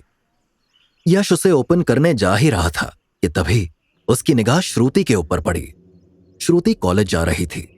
यश ने श्रुति को कॉलेज के गेट तक छोड़ा। एक तेज, कर्कश और बेहुदी आवाज पीछे से आई, अबे फटीचर, तेरी हिम्मत की दाद देनी पड़ेगी। क्लब में भी घुसाया था, अब इतने बड़े कॉलेज में भी चला आया। यश और श्रुति दोनों ने पलट कर देखा। मोहित था। वही घिनौनी मुस्कान, वही अकड़। यश को अपनी हालत पर बुरा फील हुआ, लेकिन श्रुति के चेहरे से खून उतर गया। मोहित ने यश को एक धीमी मगर तीखी मुस्कान दी, फिर श्रुति के पास गया और धीमे मगर चिकने लहजे में बोला, तुम भी ना किस फटीचर के चक्कर में पड़ी हो श्रुति? मान जाओ ना, मैं तुमसे प्यार करता हूं, रानी बनाकर रखूंगा तुम्हें। श्रुति की आंखों में आंसू आ गए। उसने चुपचाप यश की ओर देखा, जैसे अपनी नजरों से माफी मांग रही हो उस मजबूरी के लिए जो उसने उस पर थोप दी थी। मुझे जाने दो मोहित, मुझे देर हो रही है, उसने कहा और अपने आंसू छुपाती हुई तेजी से कॉलेज की ओर बढ़ गई। मोहित ने एक बार फिर यश की ओर रुख किया। उसकी आंखों में एक बेहुदी चालाकी थी। तुझे पता है यश, उसने कहा, अगर मैं चाहूं तो तेरी और कियारा अग्रवाल की फोटो दिखाकर श्रुति को 1 मिनट में मना सकता हूं, लेकिन फिलहाल तो उसकी हां का इंतजार कर रहा हूं। यश ने तुरंत कहा, वो तुम्हें कभी हां नहीं कहेगी, चाहे तुम जो कर लो। मोहित के चेहरे पर कुटिल मुस्कान आ गई और उसने कहा, अच्छा अभी देखो। वो यश के रिएक्शन देने से पहले ही श्रुति की तरफ बढ़ा और जब तक यश कुछ कर पाता उसने एक एनवेलप श्रुति को पकड़ा दिया और कहा, तुम्हें लगता है कि मैं सिर्फ तुम्हें परेशान करता हूं? एक बार इसको देखो, पता चल जाएगा कि मुझे तुम्हारी कितनी फिक्र है। यश सन्न रह गया। श्रुति ने उसकी ओर देखा।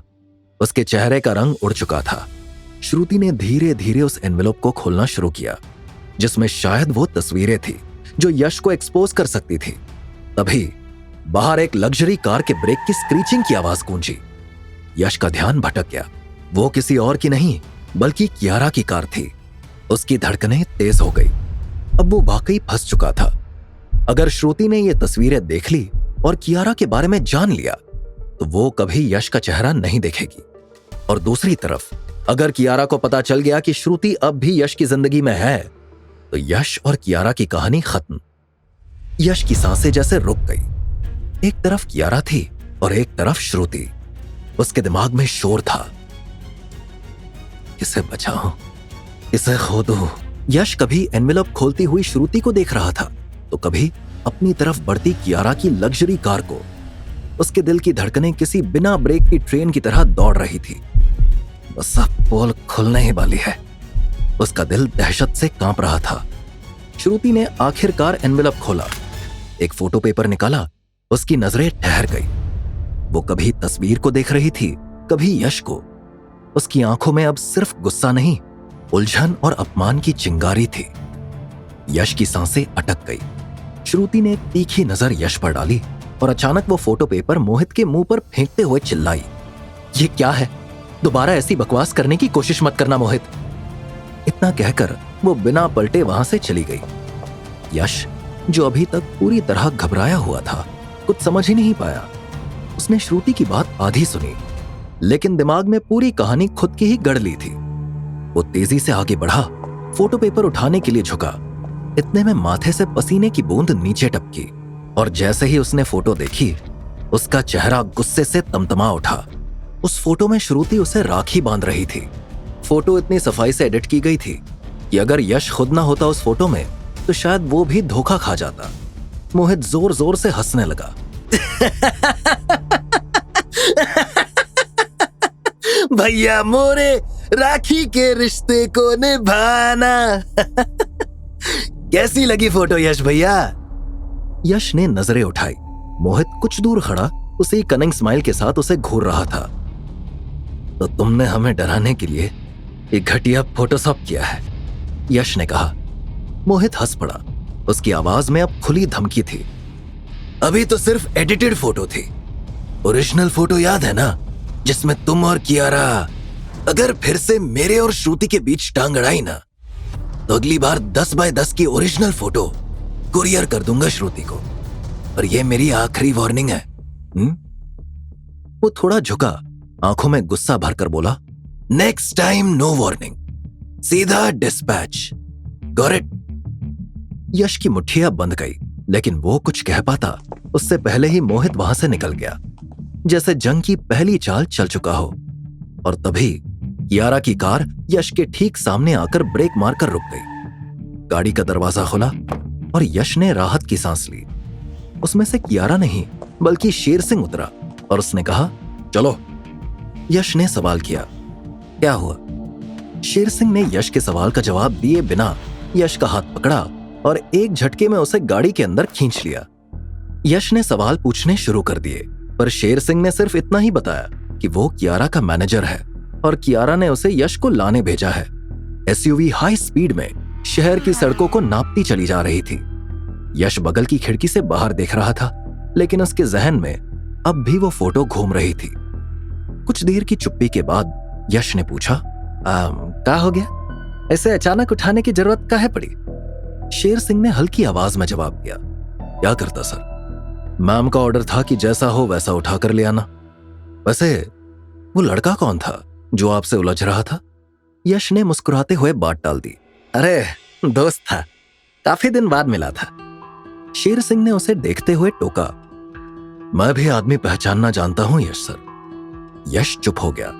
उसके दिमाग में अभी भी मोहित ही घूम रहा था। वो कैसे भी करके उस फोटो को मोहित के फोन से डिलीट करवाना चाहता था। अगर वो मोहित के फोन से उस फोटो को डिलीट करवा देता तो ही वो श्रुति से किए वादे को पूरा कर पाता। लेकिन यश और मोहित के बीच एक और बड़ी प्रॉब्लम थी। वो थी कियारा का कॉन्ट्रैक्ट। यश को नहीं पता था कि वो कॉन्ट्रैक्ट उसकी जिंदगी में अनेक तरह की अड़चनें पैदा करने वाला था। कुछ देर की चुप्पी के बाद शेर सिंह ने यश की तरफ देखकर गंभीर आवाज में कहा, देखिए सर, एक बात कहूं, आपके भले के लिए बोल रहा हूं। यश ने सिर हिला दिया। बोलो। शेर सिंह ने कहा, आप जिस दुनिया में कदम रख रहे हैं ना, वो कियारा मैडम की हाई फाई दुनिया है। वहां आपका ये गली मोहल्ले वाला एटीट्यूड नहीं चलेगा। वहां एक गलत जवाब, एक गलत कदम और कहानी खत्म। मैं आपको वार्न कर रहा हूं, हर कदम सोच समझ कर रखिएगा। यश का चेहरा धीरे धीरे गंभीर होता जा रहा था। उसे पहली बार लगा जैसे कोई उसका मन पढ़ रहा है। शेर सिंह ने अपनी बात खत्म करते हुए कहा, वैसे भी सर, सरवाइव करने से ज्यादा मुश्किल इज्जत से टिके रहना होता है। यश की निगाह खिड़की से बाहर थी, लेकिन अब उसके मन में एक हलचल सी मच गई थी। वो अपने आप से धीमी आवाज में बोला, यही तो डर मुझे भी लग रहा है शेर सिंह। ये चमकदार दुनिया मेरी नहीं है। मेरी दुनिया तो वो थी, चाय की टपरी, छोटी छोटी खुशियां, चिल्लाते हुए ग्राहक। वहां जिंदगी आसान थी। इस दुनिया में हमें डर सा लग रहा है। गाड़ी अब समंदर के किनारे बने एक आलीशान विला के सामने आकर रुक गई थी। लोहे का बड़ा सा गेट खुला और अंदर का नजारा देखकर यश के चेहरे पर एक्साइटमेंट दिखी, जैसे स्वर्ग में आ गया हूं। वो बुदबुदाया, लेकिन तभी एक कड़कती ऊंची आवाज ने सारा माहौल बिगाड़ दिया। कहां थे तुम? इतना लेट क्यों हुए? टाइम की कोई वैल्यू है या नहीं? यश पलटा, कियारा सामने खड़ी थी, पूरी तेजी में। वो हम थोड़ा किसी काम में उलझ गए थे। यश ने नजरें झुकाकर कहा, लाए, मुझे झूठ पसंद नहीं है यश। तुम किसी कॉलेज में गए थे जहां से शेर सिंह को बोलकर तुम्हें यहां लाना पड़ा। नेक्स्ट टाइम टाइम पर आ जाना। और ये क्या पहन रखा है? फिर से चाय बनाने जा रहे थे क्या? कियारा ने यश को सिर से पैर तक देखा और अपनी नाक सिकोड़ ली। कुछ ढंग के कपड़े नहीं थे तुम्हारे पास? यश ने थोड़ी अकड़ के साथ अपनी शर्ट का कॉलर मोड़ा और मुस्कुराकर बोला, अरे अच्छा ब्रांड है मैडम, देखो ना, लोगो भी है इसका। उसने बड़े शान से शर्ट पर छुपी फेडेड सी बड़े ब्रांड की निशानी दिखाई, जो असली कम और चाइना मार्केट वाली फर्स्ट कॉपी की भी थर्ड कॉपी लग रही थी। कियारा की आंखें पलटने को थी, चेहरा लाल हो चुका था। इससे पहले कि उसका गुस्सा ज्वालामुखी बनकर फूटता, यश ने खुद ही डैमेज कंट्रोल शुरू कर दिया। अब देखो मैडम, हम ठहरे चाय वाले, बड़े ब्रांड के कपड़े कहां से लाए हैं? जो था पहन लिए।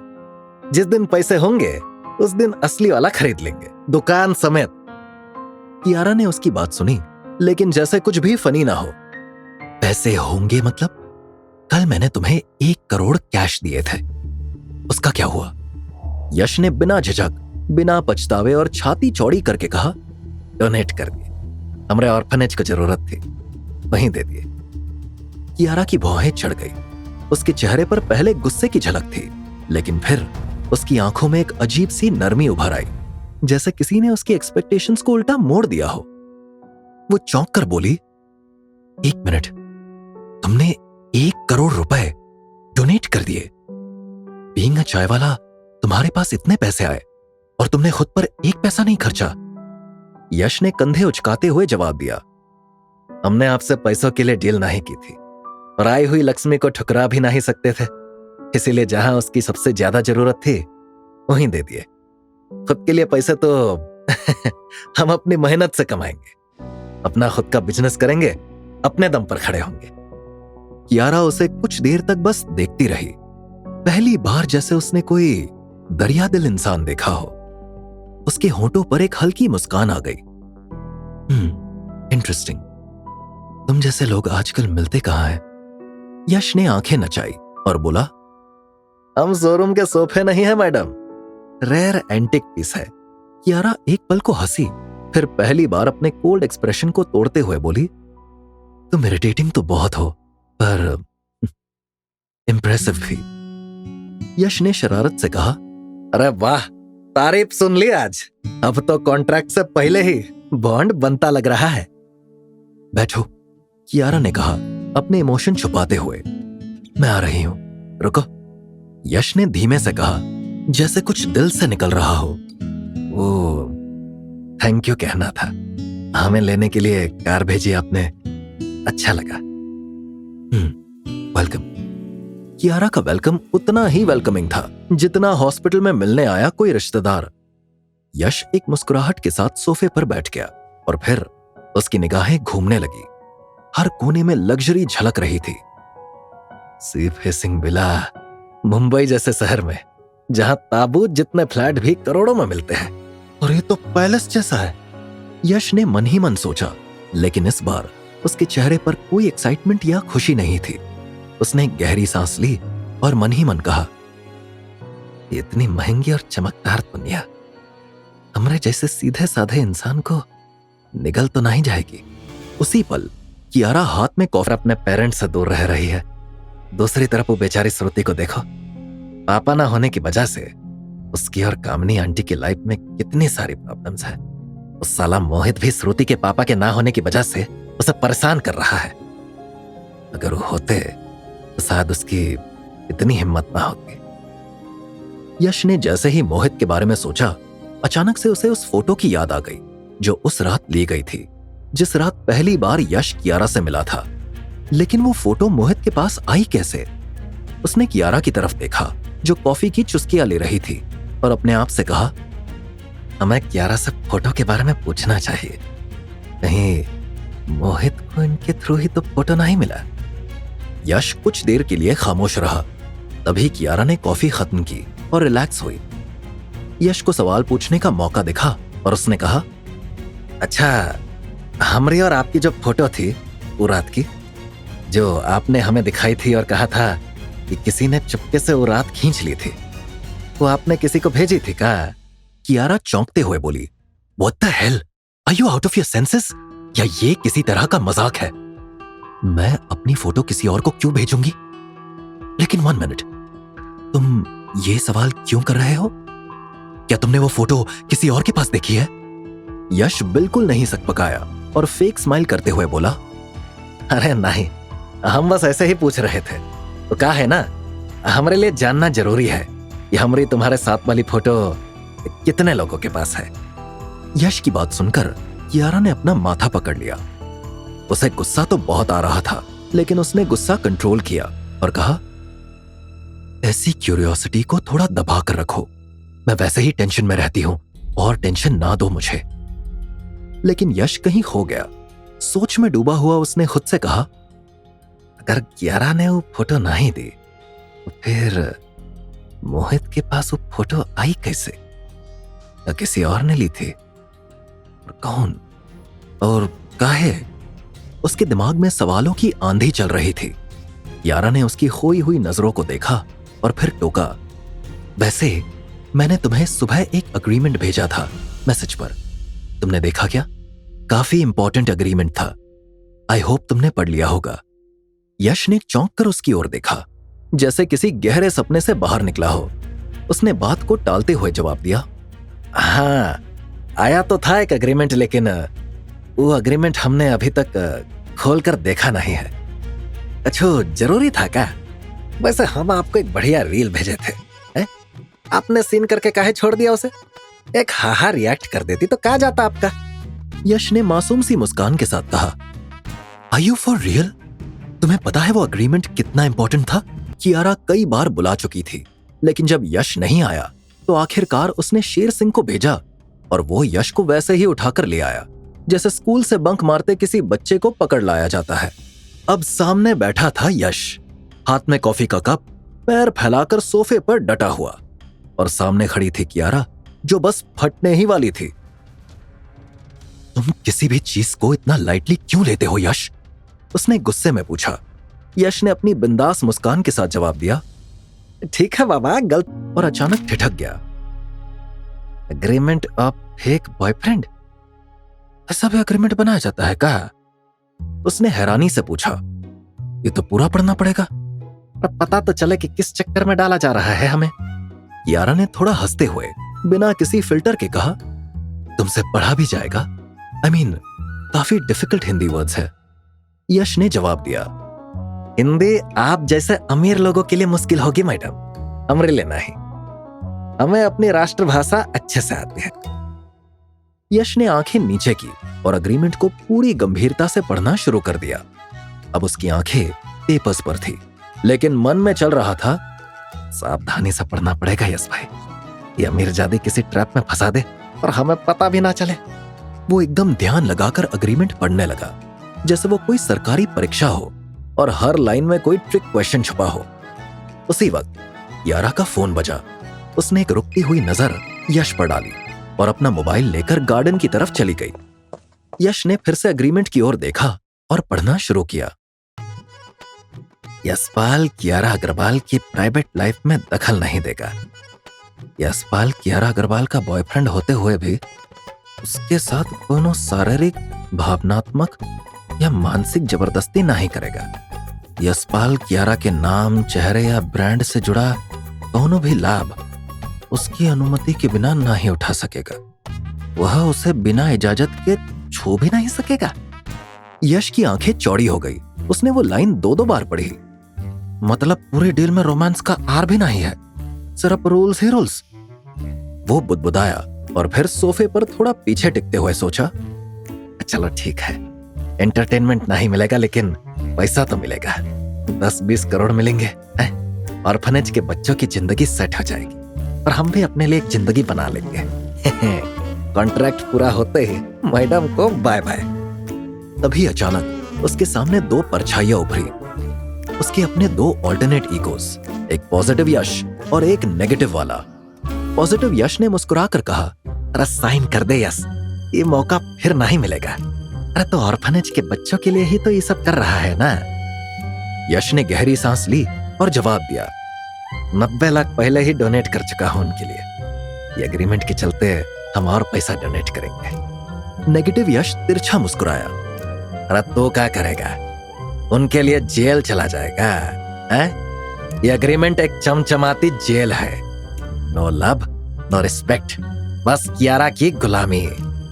पॉजिटिव यश ने धीमे से कहा, कियारा कोनो बुरी इंसान नहीं है, उसने कभी किसी को नुकसान नहीं पहुंचाया। तू बस टूटी हुई है और तुझे उसकी हेल्प करनी चाहिए। नेगेटिव यश हंस पड़ा। ये लड़की तुझे यूज कर रही है। देखा कैसे तेरा नाम एग्रीमेंट में शर्तों के साथ लिखा है, जैसा तू कोनो किराया का कुत्ता हो।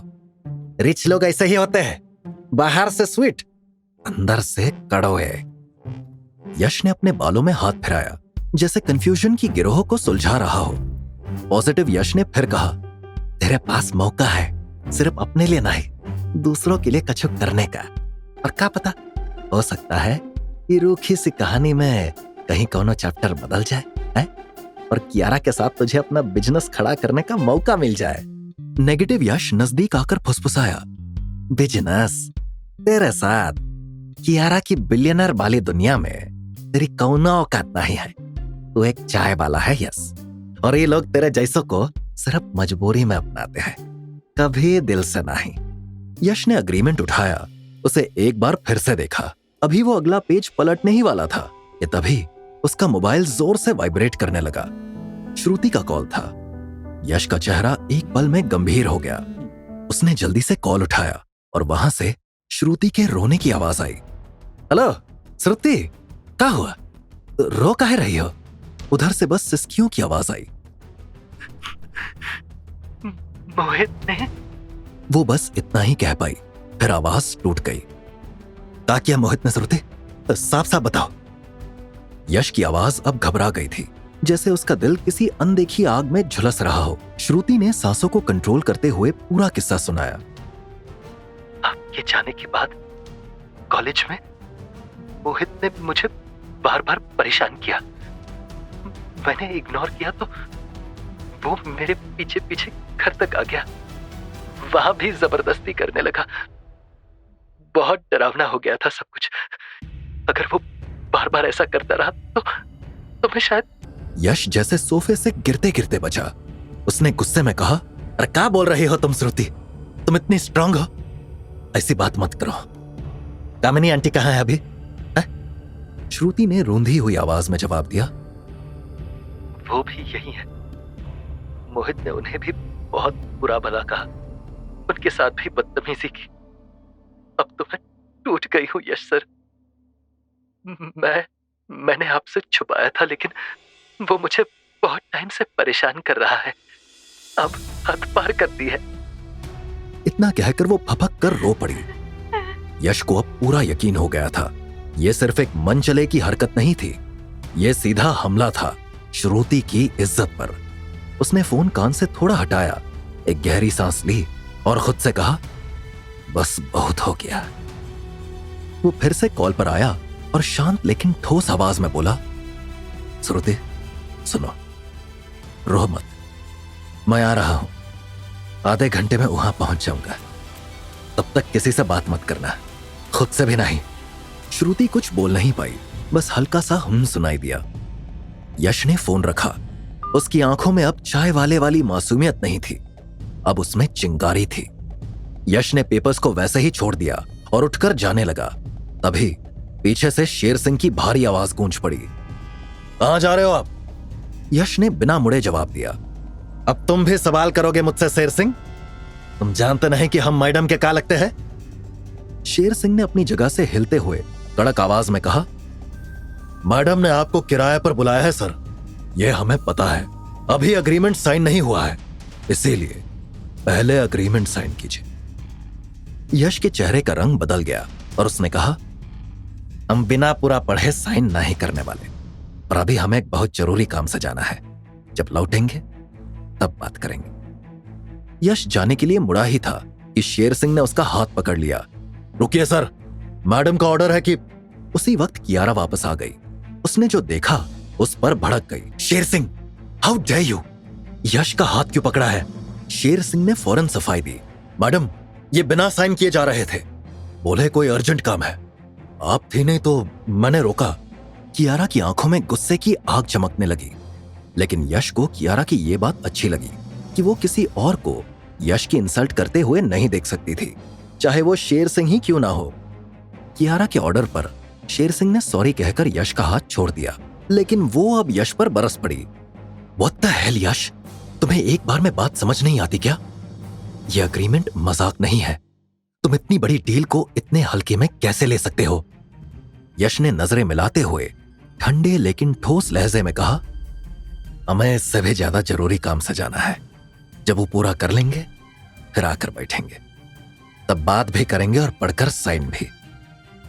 कियारा ने गुस्से में कहा, नो, तुम कहीं नहीं जा सकते। इमीडिएटली साइन करो इन पेपर्स पर। ये चूहू चौपाटी की टपरी नहीं है, और ना ही मैं तुम्हारी सड़ी हुई कोई कस्टमर जो तुम्हारे मूड का वेट करूं।